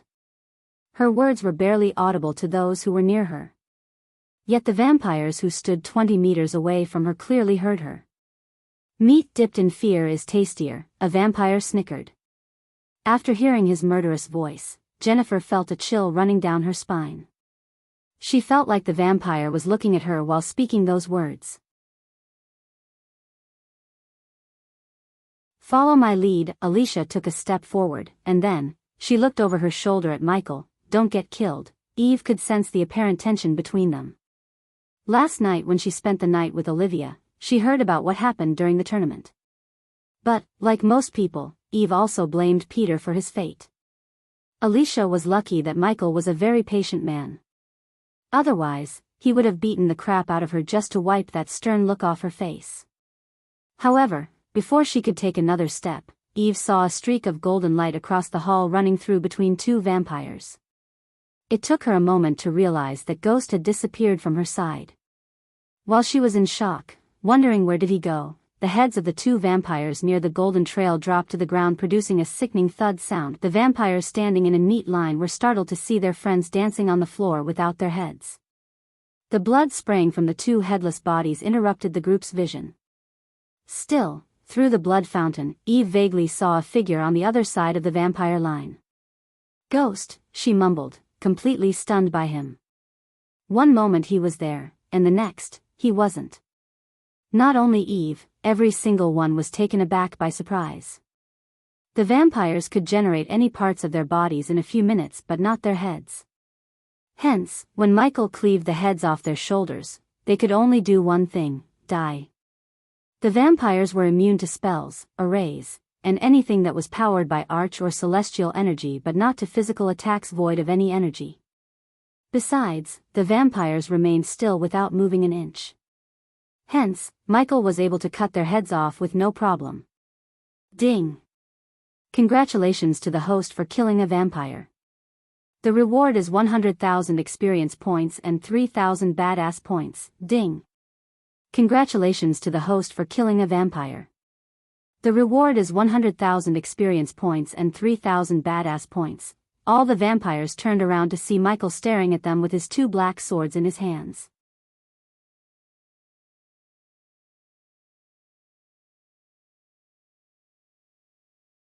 Chapter 508: Accident or Assassination. Just like that, Michael killed two vampires. Then, while the vampires were stunned, Michael took a glimmering silvery vial from the system's storage. Clang! Michael threw the vial at the ground near the vampire. The vial shattered until countless tiny pieces of glass as a puff of white smoke engulfed the air between Michael and the vampires. It burns. My eyes. Suddenly, the vampires began running around the hall, clenching their eyes and screaming. After taking Victor's blood samples, Michael brewed the tear gas to disorient the vampires. Michael did not dare to waste any time as he cast the lightning dash. This is our chance. Push forward. Eve raised her hammer, roaring a battle cry before running toward the vampires, swinging her hammer. Cut their heads off. Eve felt a chill when she heard Ghost's voice sounding in her ears. It took her a second to realize that he had run past her, and she just couldn't see him but only the golden trail beside her. While Eve, Alicia, and Ghost were fighting the disoriented vampires, Gabriel and Leylon made a break for it. They cautiously went to the hall's corner and walked to the other side, remaining so close to the wall like a pair of geckos. Blood tornado, blood hole. Among the 18 vampires, 2 of them stopped running and raised their hands high in the air, casting a spell before Michael could stop them. As soon as they cast the spells, the room was lit with red as though the chandeliers radiating red light instead of white. Additionally, the bodies of Eve's guards squirmed. Soon, all the blood inside their bodies was sucked out from their bodies to form a mini tornado in the middle of the hall. Michael felt his speed decrease due to the tornado countering his spell. His running speed was further reduced when a red hole appeared in the ceiling, sucking everything into it. The red hole sucked everything in the room, such as chairs, remaining bodies, and portraits of various alchemists. Aishin held Alred's body in one hand and a lion statue which was too heavy for the red hole to suck. Jenny. Eve kept spinning her hammer, fighting the creating a counter-force to the red hole, and shouted at Jennifer. Fortunately, Jennifer and Olivia found a statue similar to the one beside Aishin and held onto it with their life. Since Gabriel and Leylon were sticking close to the walls, they were able to grab onto the window grill. On the other hand, Alicia stabbed the spear through the floor and held onto the spear. Then, while spinning the hammer, Eve noticed Ghost sliding towards the tornado swirling beneath the red hole. Ghost, she tried to reach for him even though he was at least 10 meters away from her. Yet, even at this very moment, Eve saw no fear or concern on his face. On the contrary, surprisingly, when she shouted at him, she saw a smile emerge on his calm face. She felt creeped out by his smile. How could a man smile in a situation like this? Her mind couldn't find an answer to her question. Then, as she was staring at him, she noticed he suddenly stabbed the floor with the sword in his hand. The next moment, he threw the sword against all the force at the vampire who cast the tornado spell. The sword he threw soared through the air like an arrow until it pierced the vampire's forehead. Immediately the tornado disappeared from existence along with the sickering red ambience. Although the tornado went away and gave them breathing room, the remaining vampires were able to dash at them freely. Unlike Michael and the others, the red hole didn't have any effect on the vampires.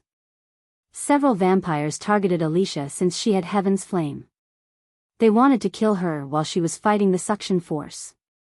Only a couple of vampires targeted Eve because the vampires deemed her as the less threatening one among them. Her blunt weapon was basically useless against them when she fought them alone without Alicia.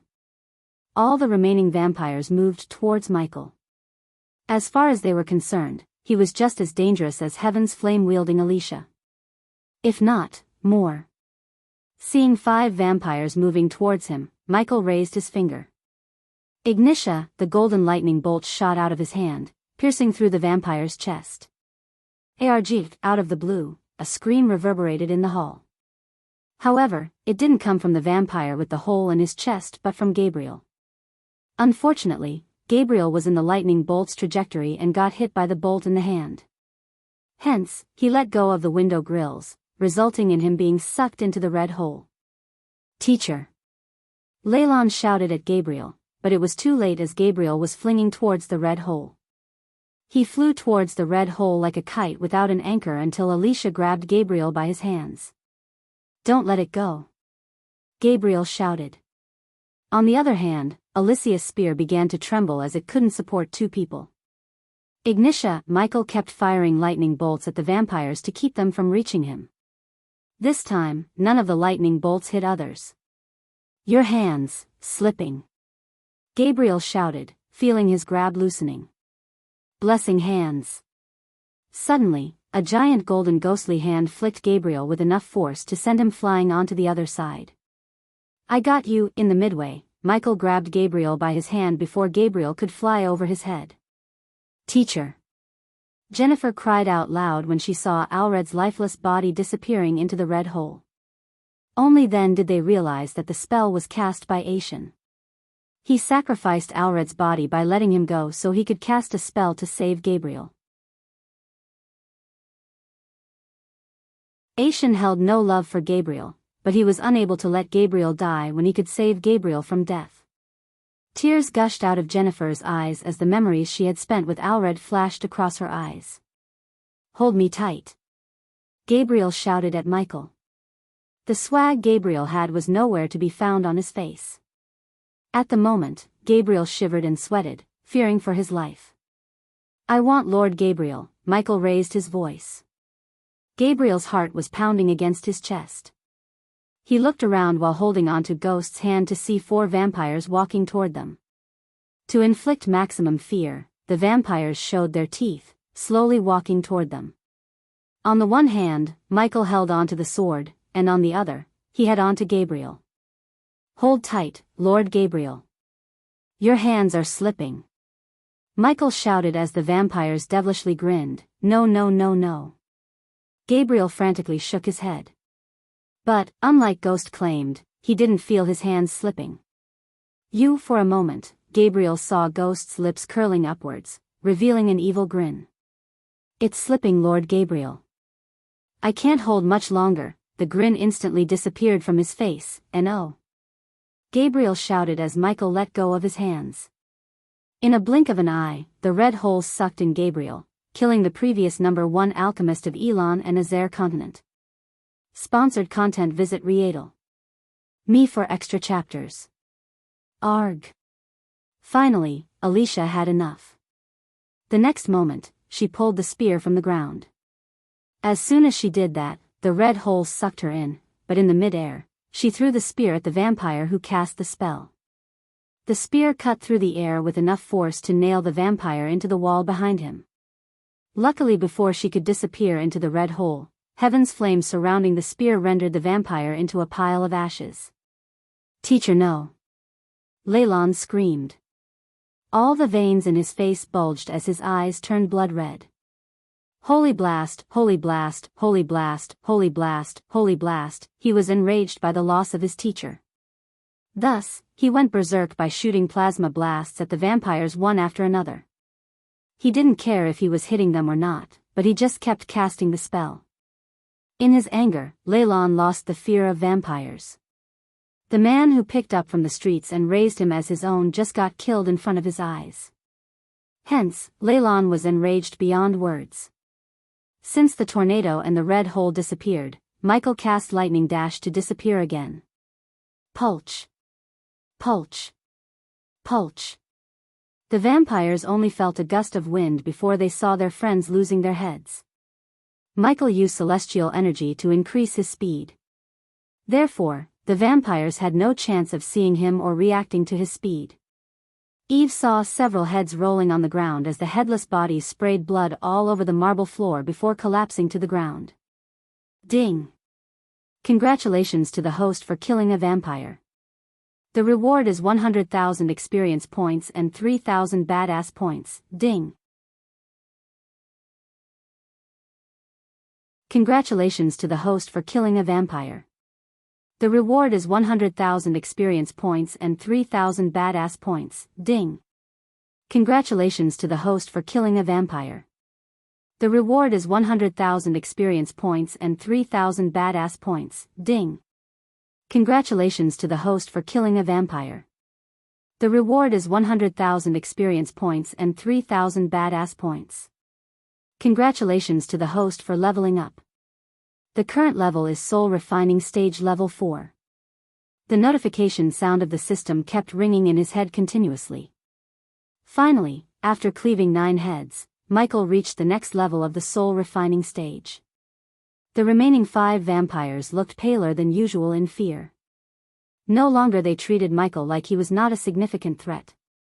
They never expected Michael to kill 9 vampires in a few seconds. If the vampires crossed the void line, they would be at the core formation stage. Besides, they were also freshly turned by the elder vampire, so they had no battle experience like the others. Because of these reasons, Michael killed them so effortlessly. Even Michael was surprised at how easy it was for him to kill them. At this point, Michael was confident the elder vampire was treating the alchemy competition as a training ground for the newly turned vampires. The question was whether the elder vampire really here to take revenge for exposing their existence or for something else. Arg. Meanwhile, Eve crushed a vampire's head with her hammer, and Alicia killed 2 more vampires with lightning-quick speed. The remaining vampires stood no chance as Michael made quick work on them. The headless vampires staggered as blood sprayed out into the air from their necks. While the blood was raining down, Alicia saw a ghost walking calmly towards Eve. The latter was breathing heavily after a long battle. However, the battle was far from over. Boom! Suddenly the wall near the door they walked through exploded into bits and pieces, creating a cloud of smoke. A figure came flying through the smoke and landed near Alicia, Noah.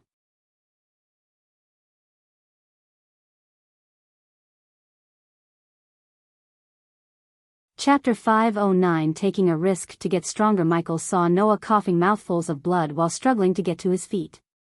His pure white robes were smudged with mud and blood. Noah! Alicia screamed as she went to her knees. She immediately flicked her wrist to take out a blue healing potion. Following Alicia, Aishan came running to Noah and tried to help him up. But unfortunately, Noah really seemed to be in bad shape. There were numerous claw marks, cuts, and bruises on his body. Since Noah was just in the core strengthening stage, the cultivation gap between the vampires and Noah was not as big as that between Michael and the vampires. But, because Noah battled more than 20 vampires with no help, the vampires did a number on him. After Alicia chugged the healing potion down Noah's throat, the bruises on Noah's face slowly disappeared as the rosiness returned to his face. "We have to go." Noah slurred due to internal injuries. They could barely distinguish the words that escaped his mouth. Boom! Suddenly the door Michael blocked exploded into bits and pieces. Through the environmental map, Michael sensed the vampires rushing into the hall. Olivia, Eve, Michael raised his voice, drawing their attention to him. Run now. But Olivia tried to interject, but Michael's face twitched, wordlessly telling her to shut up. If push came to shove, Michael could always teleport away. However, teleporting Eve and Olivia would raise unwanted attention of Noah and Alicia. Besides, although fighting the vampires was risky, killing them offered him precious experience points. By utilizing the situation, Michael planned to have another breakthrough. Getting stronger was the only way he could fight his future enemies. But, to become strong, he knew he had to take risks. Jenny, quick. Jennifer did not waste time arguing with Michael. Ghost might be a good friend to her, but her little sister's safety was the most important thing to her. Hence, Eve grabbed Jennifer and Olivia's hand to rush toward the door on the other side before the vampires could pour in through the blasted door. You three should go too. Noah finally picked himself to his feet. Leylon gave a stare to Michael before running behind Eve, leaving Aishan and Alicia behind. Where is Norvin? I sent him away to call for backup, Alicia said as Michael walked towards the door. Even went through. Noah noticed a wooden bucket appear in Ghost's hands. There is no time. Leave. I will hold them off as long as I can. Noah's words reached Michael's ears and surprised him. Michael wondered what the hell was going on in Noah's head. He was planning to stay back to fight the vampires because he needed experience points and had an escape plan.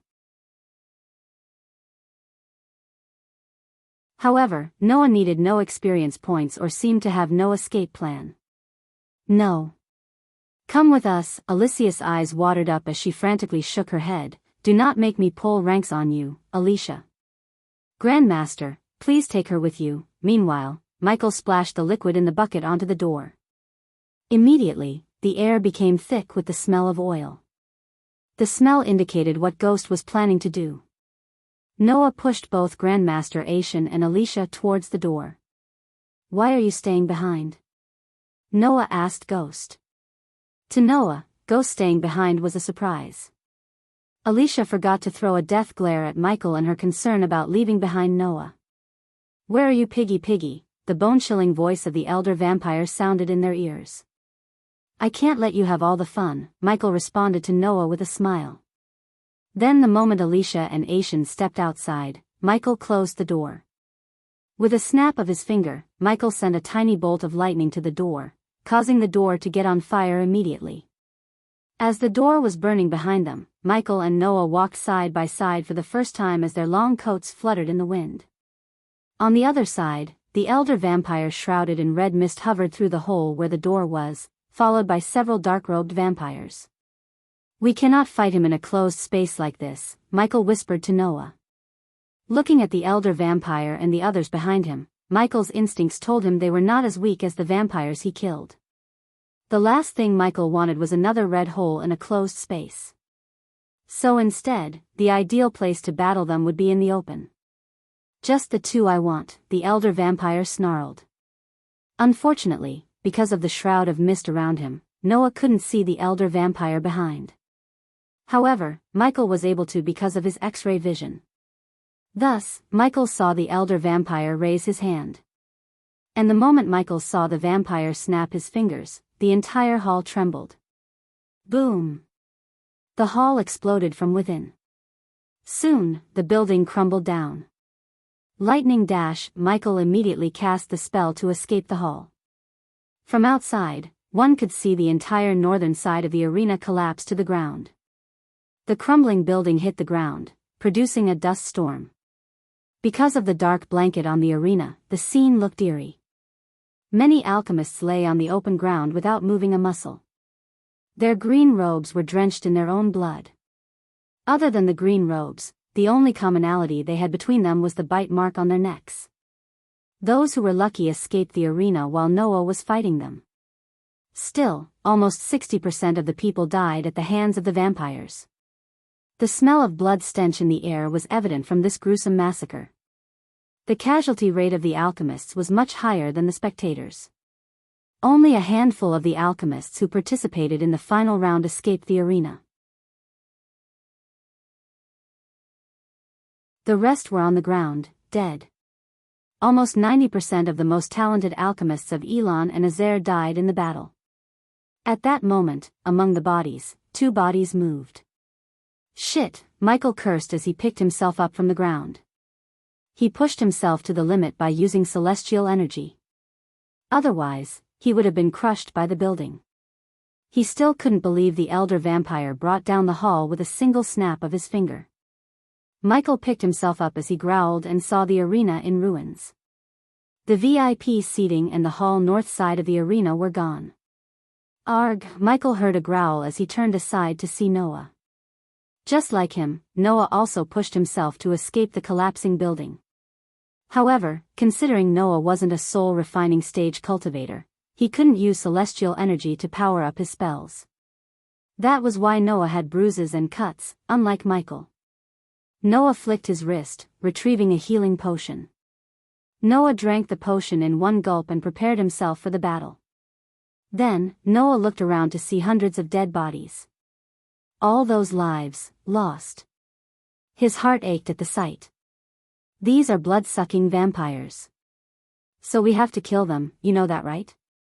Michael asked, looking at the elder vampire hovering towards them with the vampires following him behind. I only want one alive, Noah said. Sponsored content. Visit Riedel. Me for extra chapters. No problem for me, obviously. Noah wanted one vampire alive so he could interrogate him for more information. If Michael was right, Noah would also try to find a cure for vampirism. With the help of the system, it was not a big deal for Michael. He had already started to find the cure and required a blood sample from a more powerful vampire other than Victor. His blood might do the trick, Michael said to himself, staring at the elder vampire. At the moment, only Michael, Noah, and the vampires remained in the arena. All the others were either dead or escaped the arena with their life intact. You possess heaven's flame, the elder vampire said, landing on the ground. You massacred my freshlings. The elder vampire turned his gaze from Noah to Michael. I wonder what kind of vampires you two would become. The elder vampire's voice sounded colder. When I turn you both. As soon as these words escaped the elder vampire's mouth, the 30 vampires behind him dashed at Michael and Noah before they could even blink an eye. Lightning dash, void step. Michael dashed at the vampires, leaving a golden trail, while Noah left blurry after images. Clang. Clang. The sound of metals clashing emerged in the ground, but unlike one would expect, the sound produced by Michael and Noah's sword hitting the vampires' necks. Michael was surprised as his sword didn't cut through the vampire like before. Instead, he felt like he had hit a stone. Only then did he realize the red mist covering the vampire's neck. Die. The vampire violently swung his fist at Michael, but he quickly leaped back. On the other hand, Noah was also surprised by the protective mist around their necks. Blood beam. Before Michael could bat an eye, the vampire fired a red beam at him. Out of the blue, the translucent responsive shield popped up and absorbed the beam, protecting Michael. The vampire was surprised but kept firing beam after another without a break. Suddenly Michael's neck hair stood up as another vampire leaped at him simultaneously from behind, left and right. Noah's situation was no different than Michael's. In fact, Noah was in worse condition as more vampires targeted him because of Heaven's Flame. The responsive shield could protect him from attack spells but not physical attacks. Therefore, Michael immediately cast the Ring of Fire to burn the vampires flanking him. Motherfucker. Ah. The scorching hot flame appeared around Michael in a perfect circle, instantly burning the 4 vampires within a 3-meter radius. The flames continued to send waves of flames in all directions, preventing the other vampires from getting close to Michael and burning the vampires inside the circle more and more. Granted, the vampires had inhuman regeneration. Still, injuries and burn wounds hurt them like hell. Luckily for the vampires, Michael still didn't use the dark flames. Otherwise, the Ring of Fire would have turned the vampires into piles of ashes. Arg! Suddenly a vampire roared as he smashed the stage Noah stood on during the competition. Bang! Bang! Bang! A couple of vampires joined the vampire in breaking the platform. Meanwhile, the others kept Michael and Noah busy. They swarmed the two of them from all directions. They kept smashing the platform until the platform cracked open. Then, after cracking open the marble platform, the vampires ripped apart a huge 10-meter-long marble slab. Boom! Shit, Michael only saw a blue before he was sent flying by the marble pillar. In mid-air, he coughed up blood as the APD immediately sent a healing potion into his bloodstream to heal his body. The vampires swung the marble pillar again as fast as they could and swatted Noah like a bug. The next moment, Noah's body violently screeched through the ground, creating a clear trail.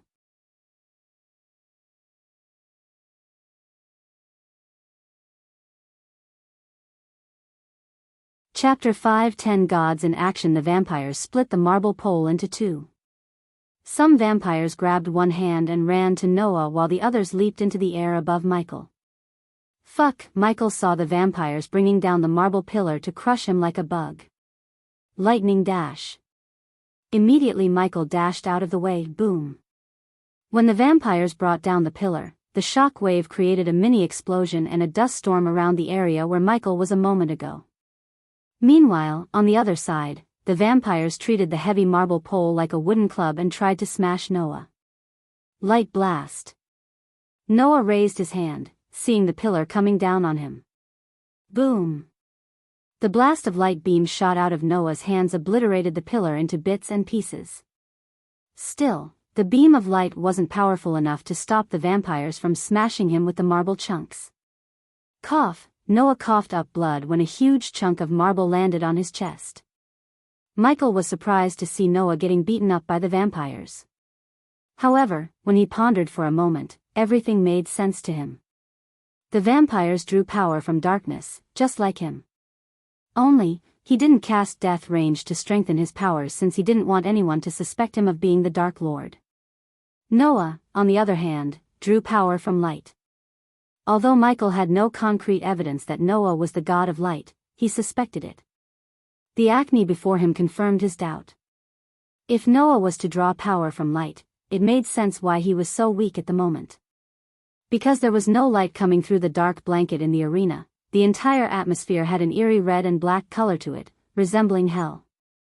Since there was a lack of light, the darkness suppressed Noah's powers. In addition, he also used most of his energy fighting the vampires and saving the spectators. While the marble block pinned Noah down on his chest, 3 vampires leaped at him, showing their fangs. Their eyes were blood red, longing to drink Noah's blood. Michael may not know Noah was his brother, but when he saw Noah was in danger, the bond of brothers buried deep within him woke up as Michael dashed at Noah.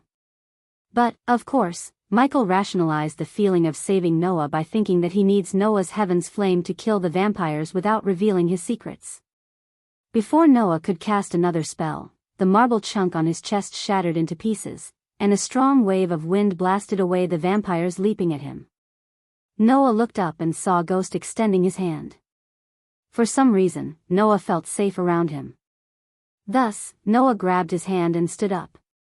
As soon as he grabbed his hand, Noah felt a sting in his palm.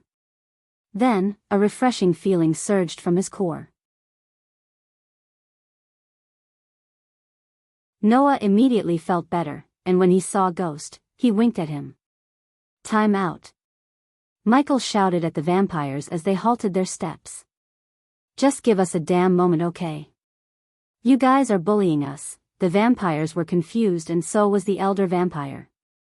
Now I'm regretting not running away. Michael's facial muscles twitched, showing his exhaustion to the vampires. What is he doing? Noah wondered. Since he had to heal his body and replenish the arch energy within his body, Noah remained still. Don't bother stalling, Ghost, the elder vampire snickered. No one is getting in or out without my permission. Michael took a step aside, but the vampires immediately snarled at him. So Michael quickly dropped his swords. I'm not gonna fight anymore. Just as though the vampires received an order from the elder vampire, they stepped back. Is it too late to ask for permission to leave? I mean, you clearly allowed others to leave. Michael slowly walked away from Noah, keeping his hands in the air.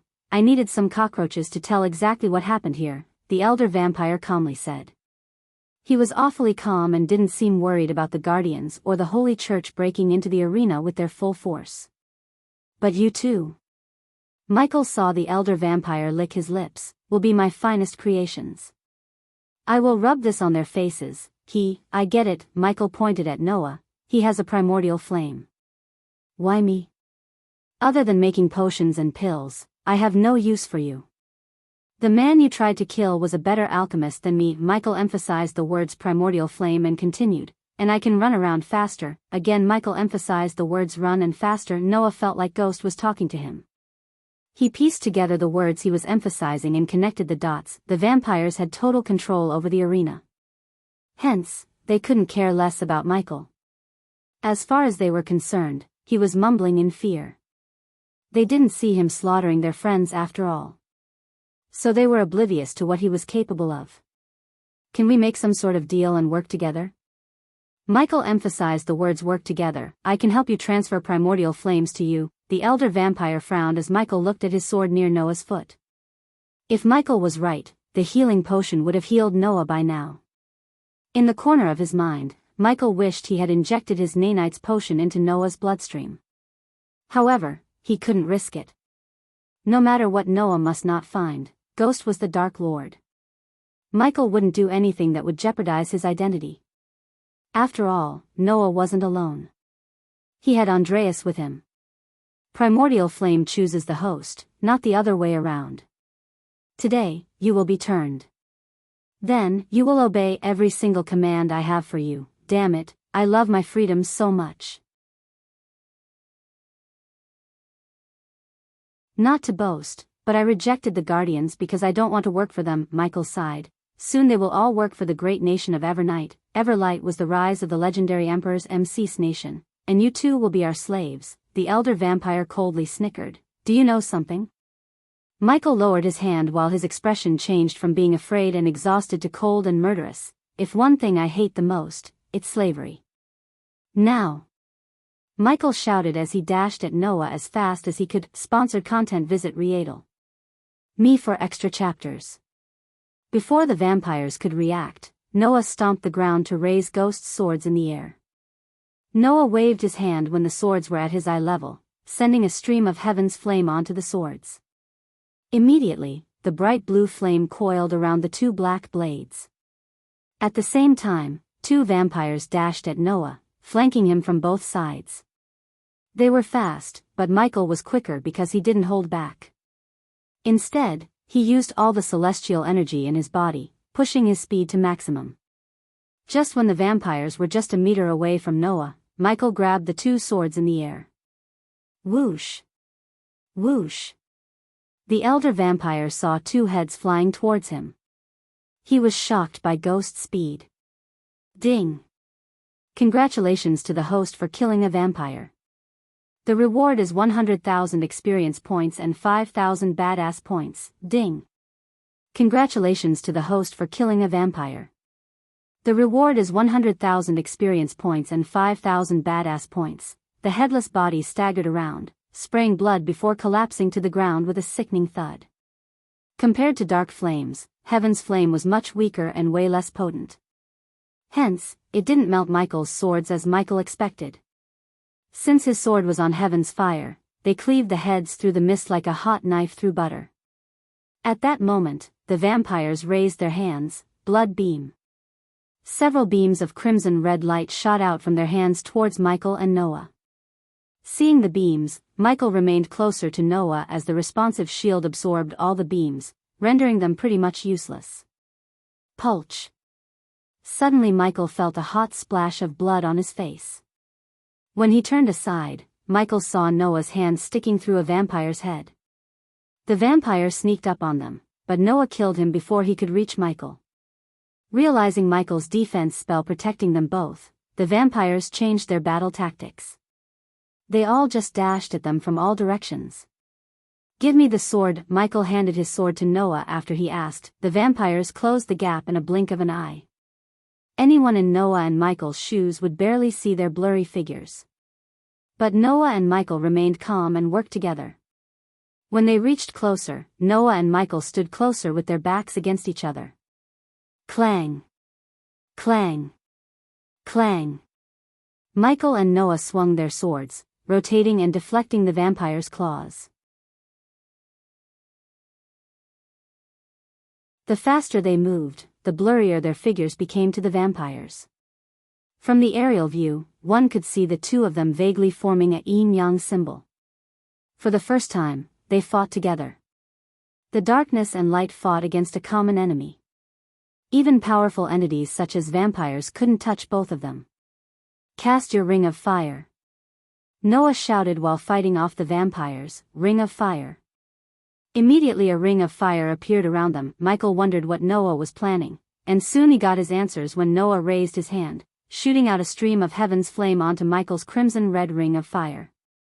The moment the two fires clashed, they merged together, forming a bright golden flame. Ding! Congratulations to the host for killing a vampire. The reward is 50,000 experience points and 5,000 badass points. Ding! Congratulations to the host for killing a vampire. The reward is 50,000 experience points and 5,000 badass points. Ding! Congratulations to the host for killing a vampire. The reward is 50,000 experience points and 5,000 badass points. Ding! Congratulations to the host for killing a vampire. The reward is 50,000 experience points and 5,000 badass points. The vampires burned to ashes in a flash when the golden fire touched them. Surprisingly, Michael only received half of the experience points he would normally receive. It seemed like the system deducted points by half because half of the kill was Noah's. Light beam. Noah fired a beam of light strengthened by heaven's flame straight through a vampire's head while Michael sent a powerful gust of wind blasting the vampire, dashing towards him into the fire. The power radiation the elder vampire sensed as they were fighting startled him. He had never felt such power in his life. But, of course, he was 600 years old. He experienced many anomalies, but the radiation from them was something else. What are they?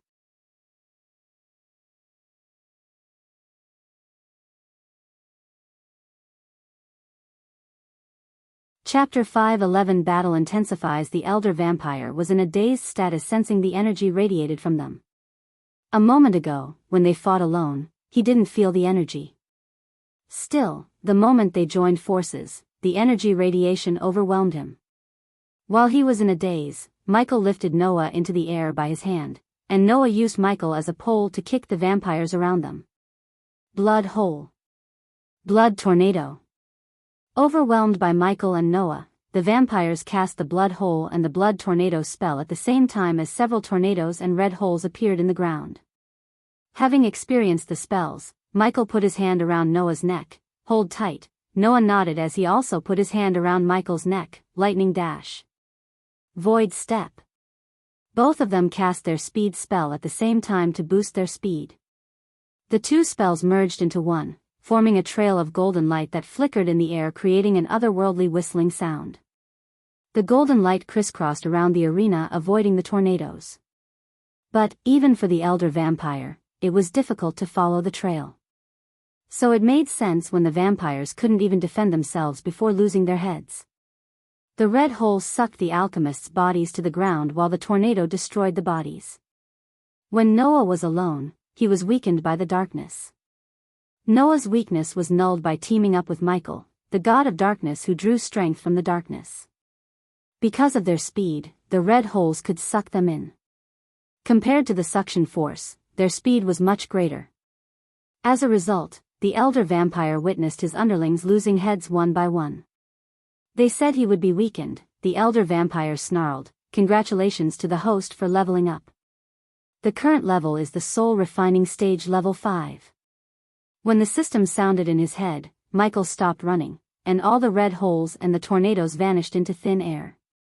At that moment, only one vampire remained between them and the elder vampire. "He is all yours." Michael let Noah capture the vampire alive. He walked by Noah's side towards the vampire. They both knew the battle was far from over as the elder vampire didn't even raise a finger yet. For now, Noah planned to incapacitate the vampire before fighting the elder vampire. After witnessing all of his friends get slaughtered by the duo, the vampire shivered. Then, fearfully, it walked backward until it tripped on a stone and fell down. "Save me," the vampire begged the elder vampire. Michael never wanted Noah to capture the vampire alive. Any information Noah gathered from the vampire would give him an edge Michael did not want Noah to have.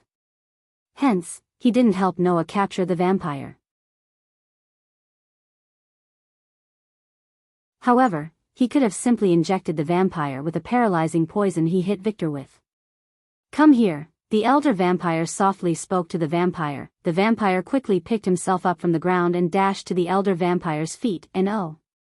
Noah dashed at the elder vampire, but it was too late.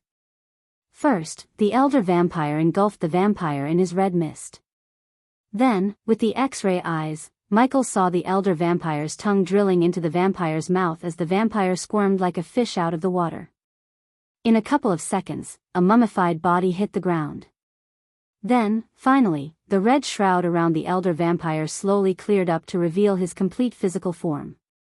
The elder vampire had a bloated carcass with several yellowish tumors leaking a green goo. His body was at least 4 feet wide and 6 feet tall. The inflated belly looked like the elder vampire swallowed a whole gym ball. Now Michael fully understood why the elder vampire chose to surround himself with a misty shroud. Just the disgusting belly button alone would make anyone puke to death. On top of everything, the elder vampire was naked. The last thing Michael needed was a sight of what was between his legs. Luckily for them, the vampire's inflated belly was big enough to cover his crotch. Not that vampires had reproductive organs. Still, Michael did not wish to see that. Several strands of mucky blonde hair on the vampire's bald egg-like head creepily waved left and right to the wind's rhythm.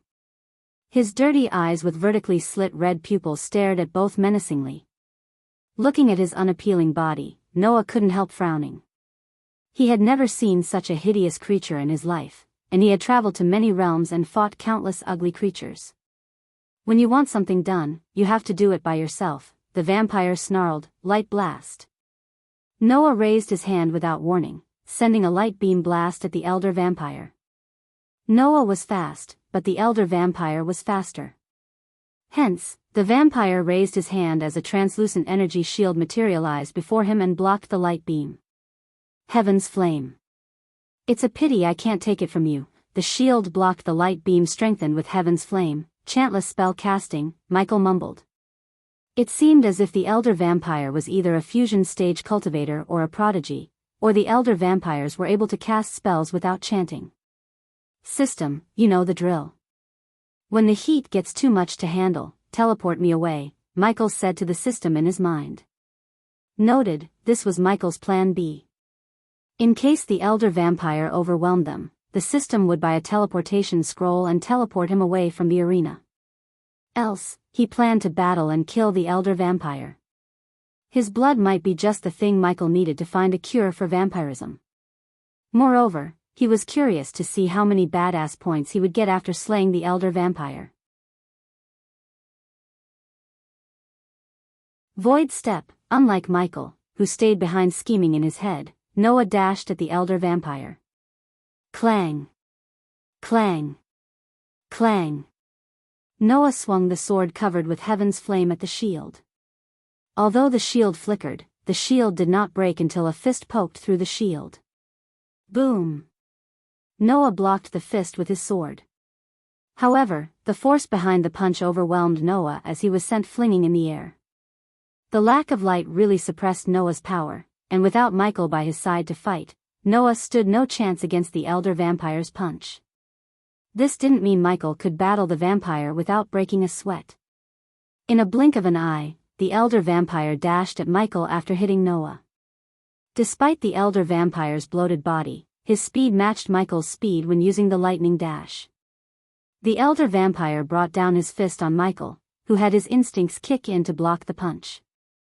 Michael put his arms before his face to block the punch, and when the fist collided with Michael's arm, a loud booming sound reverberated in the area.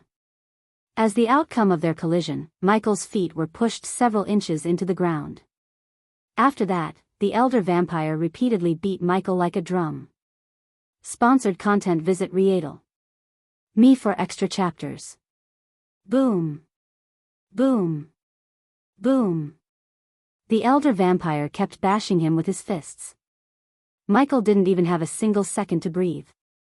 To Michael, it felt like he was being slammed by an elephant. His forearm went numb by blocking the vampire's punches. If it wasn't for the APD constantly injecting him with healing potions, he would have been either dead or broken to pieces. At that moment, APD was the only thing keeping him from becoming a victim of the elder vampire. Enough, all of a sudden, Michael's eyes flared up for a second before he grabbed the vampire's hands. He manipulated the darkness, drawing strength from it to thwart the elder vampire's punches. Arg! Michael shouted as he fought against the raw strength of the vampire. The ground Michael standing on was cracking as his feet kept going deeper and deeper. Argich, crying out loud, Michael punched the elder vampire in the belly using all his strength. Boom! The punch's force pushed back the vampire a few feet backward. One could see the ripples on the vampire's bloated belly and a tinge of surprise in his eyes. Void step. After Michael punched the vampire, Noah leaped at him in a flash. Soon, Noah appeared above the vampire's head and brought Michael's sword down the vampire's neck. Ring of fire. Immediately Michael cast the ring of fire to entrap the vampire within the circle. But, in mid-air, Noah held the sword in one hand and pointed the other at the fire, sending a stream of heaven's flame to the crimson-red fire. Noah and Michael's coordination and speed stunned the vampire. Before he could even react, the crimson-red fire turned golden. These golden flames burned many of his underlings to ashes. Even though he was powerful, the elder vampire did not dare to underestimate heaven's flame. The elder vampire was a second late to react, resulting in Noah stabbing him in the shoulder. Bang! The vampire moved quickly to swat Noah away from his shoulder like a bug. Boom! Michael used the opportunity to dash at the vampire before punching him again in the stomach. Bang! With a single backhand slap, the vampire sent Michael flying just like Noah.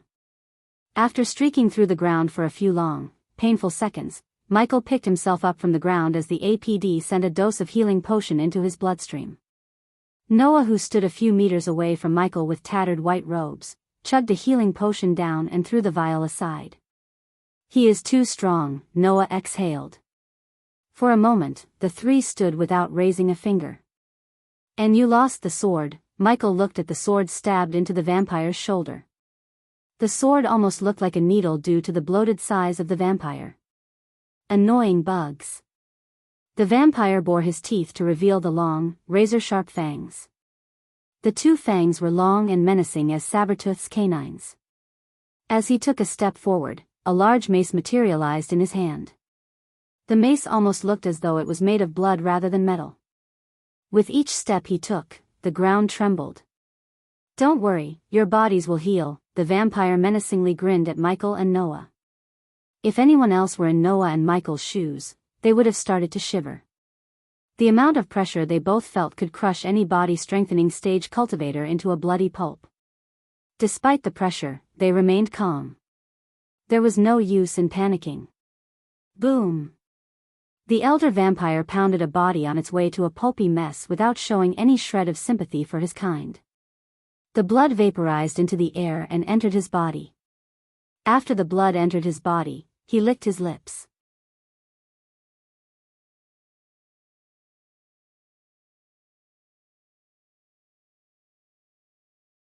Chapter 5:12 Battle concludes. The elder vampire caught them off guard by suddenly dashing at Michael. Immediately Michael raised his sword to block the mace. Boom!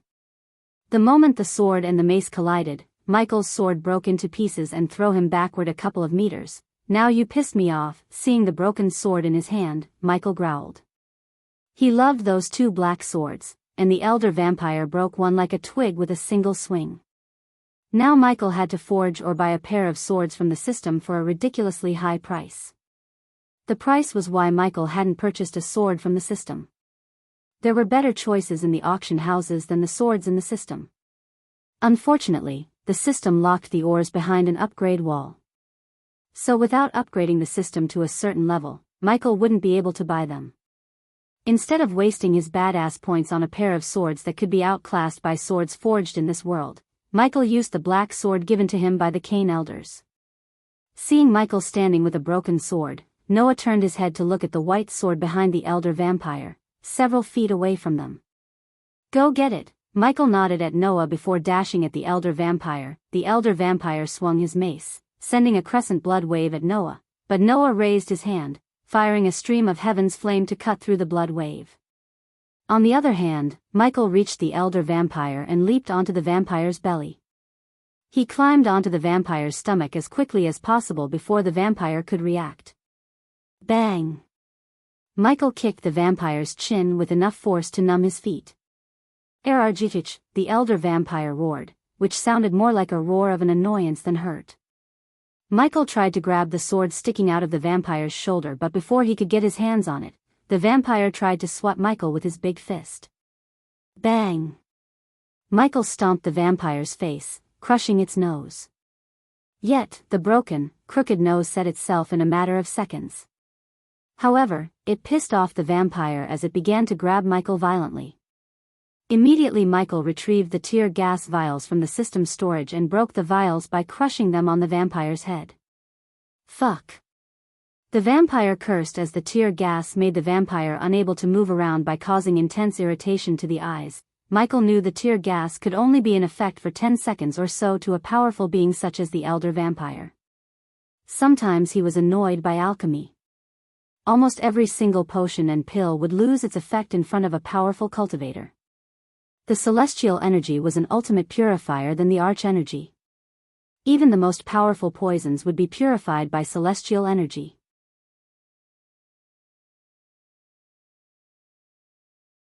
This was why killing a cultivator above the soul refining stage was near impossible by means such as poisoning. It was also why the system charged a measly amount of 20,000 points. Granted, being an alchemist was a great way to get rich. Still, when it comes to battle capabilities, there weren't many potions and pills that could really give him an edge when battling beings with higher cultivation stages unless he could get his hands on some potent ingredients. Unfortunately, the damn system overpriced every ingredient to the point that brewing the portion would not be worth the price. Boom! The vampire had enough of Michael's annoying tactics. Hence, the vampire clobbered himself in the face with the mace. The shock wave threw Michael off balance. When he struggled to balance himself, the vampire punched him in the chest, instantly breaking several ribs. Fighting the pain, Michael cast the lightning dash to dash away from the vampire before the vampire grabbed him. Michael's arm was so numb that he didn't even feel the sting of APD. Even with the 90% pure healing potion, it would take him at least 5 to 6 minutes to heal his broken ribs. While Michael was coughing up blood, Noah leaped at the vampire with his white sword in his hand, lightning blade. Michael saw a thick bolt of lightning shooting from Noah's sword to the vampire's head. The pure white lightning momentarily blinded the vampire and flashed across the arena. Noah's lightning would have reached the vampire's head if he, a bloated disgusting mountain of meat and fat, didn't jump in the air, overhead kicking Noah like a football. The agility and athleticism caught Noah off guard, and not only Noah but Michael too. For a moment, the bloated vampire looked like a professional football player. That overhead kick was simply too shocking. Before the Elder Vampire lands on the ground, a blood-red torpedo shot out of the vampire's butt and soared through Michael. Boom! It exploded when the torpedo clashed with Michael's responsive shield. Fortunately, the Elder Vampire wasn't stronger than a soul-refining stage cultivator. Because of that, the shield absorbed 80% of the force. But the remaining 20% forced Michael several steps backward and broke his ulna like a twig. Damn it. Michael gritted his teeth in pain. He looked down at his forearm to see a bloody broken bone sticking out through the sleeves. He couldn't even imagine what would happen to him if he didn't have the responsive shield. Shooting missiles from your butt. Real matured, you ugly fuck, Michael shouted at the vampire before pushing back the broken bone back into his forearm. It hurt like hell despite the APD sending a healing potion into his bloodstream. Noah had a look of surprise when he saw Ghost pushing back the broken bone. So many would have fainted in pain or screamed in agony. Yet, Noah saw no pain or misery on his face but intense killing intent in his eyes. After Michael set the ulna back in its place, the healing potion sped up a bit. "I had enough of this," Michael mumbled to himself and looked up at the black cloth covering the arena's rooftop. "Do you really think it's just a black cloth?" the elder vampire snickered. Sponsored content. Visit Readle Me for extra chapters. "Unless I want to, it's going nowhere. I am the overlord in this scene," the elder vampire oozed with confidence. The vampire stomped the ground as a sign of his dominance. "I am Ghost," Michael's lips curved upwards, surprising the vampire and Noah. The next moment, Noah and Michael dashed at the vampire from back and front. Noah was the one behind the vampire, while Michael cast the lightning dash spell to face him head-on from the front. System scan completed. The dark net is a web of complicated runes and arrays intervene together. The system requires 200,000 badass points to disable the dark net. He heard the system sounding in his head, and although the required badass points staggered him, to kill the elder vampire, he had to spend the badass points. "Do it!" Michael yelled at the system in his mind. But, unlike Noah, he never planned to fight the elder vampire head-on. Instead, he planned to level the field by weakening the elder vampire. Sunlight was deadly to any vampire. That was why Victor or the other vampires wore dark robes covering their skin. But the elder vampire was too confident in his dark cloth blocking the sunlight. Thus, he was as naked as a newborn baby. As though Noah had read Michael's mind, Noah changed his trajectory suddenly and dashed at Michael. When they both met a few meters away from the elder vampire, Michael leaped into the air as Noah grabbed Michael's feet and boosted him into the air using all his strength. While Michael was soaring through the air towards the black cloth, Noah threw his sword in the air, which was caught by Michael just a moment before he swung the white sword at the black cloth. Creech! The vampire was startled when he heard a tearing sound. He looked at the growing tear in the black cloth dumbstruck. Little by little, the sunlight crept through the gap, vacating the red ambience the vampires created. It's impossible." The vampire couldn't take his eyes off the tearing black cloth. One of the most powerful weapons the vampires had was destroyed in a matter of seconds. He spent the best years of his life perfecting the black cloth, only to fail. Meanwhile, Noah felt the light coming through the gap restoring his power. Noah gained power while Michael lost his power boost as the darkness was being replaced by light. Still, it was worth the trade-off because the light weakened the elder vampire more than it did to him. Even without the darkness, Michael was a soul-refining stage cultivator and still strong. But the same could not be said of the vampire, as his power took a nosedive. Boom! Suddenly, Noah shot into the air from the ground like a rocket, cutting through the air. In mid-air, Noah grabbed Michael's hand, which was holding his white sword. They pointed the sword toward the vampire, diving down. The two of them looked like a meteor soaring through the air, creating a trail blaze. At that moment, Noah and Michael shared the same sword and aim, killing the elder vampire. The elder vampire's battle instincts kicked in as he raised the mace in the air to deflect the sword. Additionally, the translucent red shield bubbled around the vampire, who had no longer wished to stay in the arena because of the sunlight. Boom! However, when the duo and the shield collided, the vampire's blood shield shattered into hundreds of tiny shards. The shock wave burned everything around them in a 10-meter radius. Pulch! Noah and Michael did not stop as they entered through the vampire's chest, forming a vast hole and appearing out in the back, completely drenched in blood. The elder vampire screamed in agony as his skin began to smoke. In a couple of seconds, the sunlight completely burned his skin. Then, coupled with the huge hole in his chest, the vampire staggered aimlessly. Finally, after a long tiresome battle, they slew the elder vampire. However, Michael frowned as he didn't hear any notification from the system or receive any experience points. For some reason, Michael had a bad feeling in his guts, and when he turned his head, he saw the same concern on Noah's face. You're tuning in to the Dreamy Love Stories YouTube channel. Don't forget to subscribe and join us on this journey to catch the most captivating stories.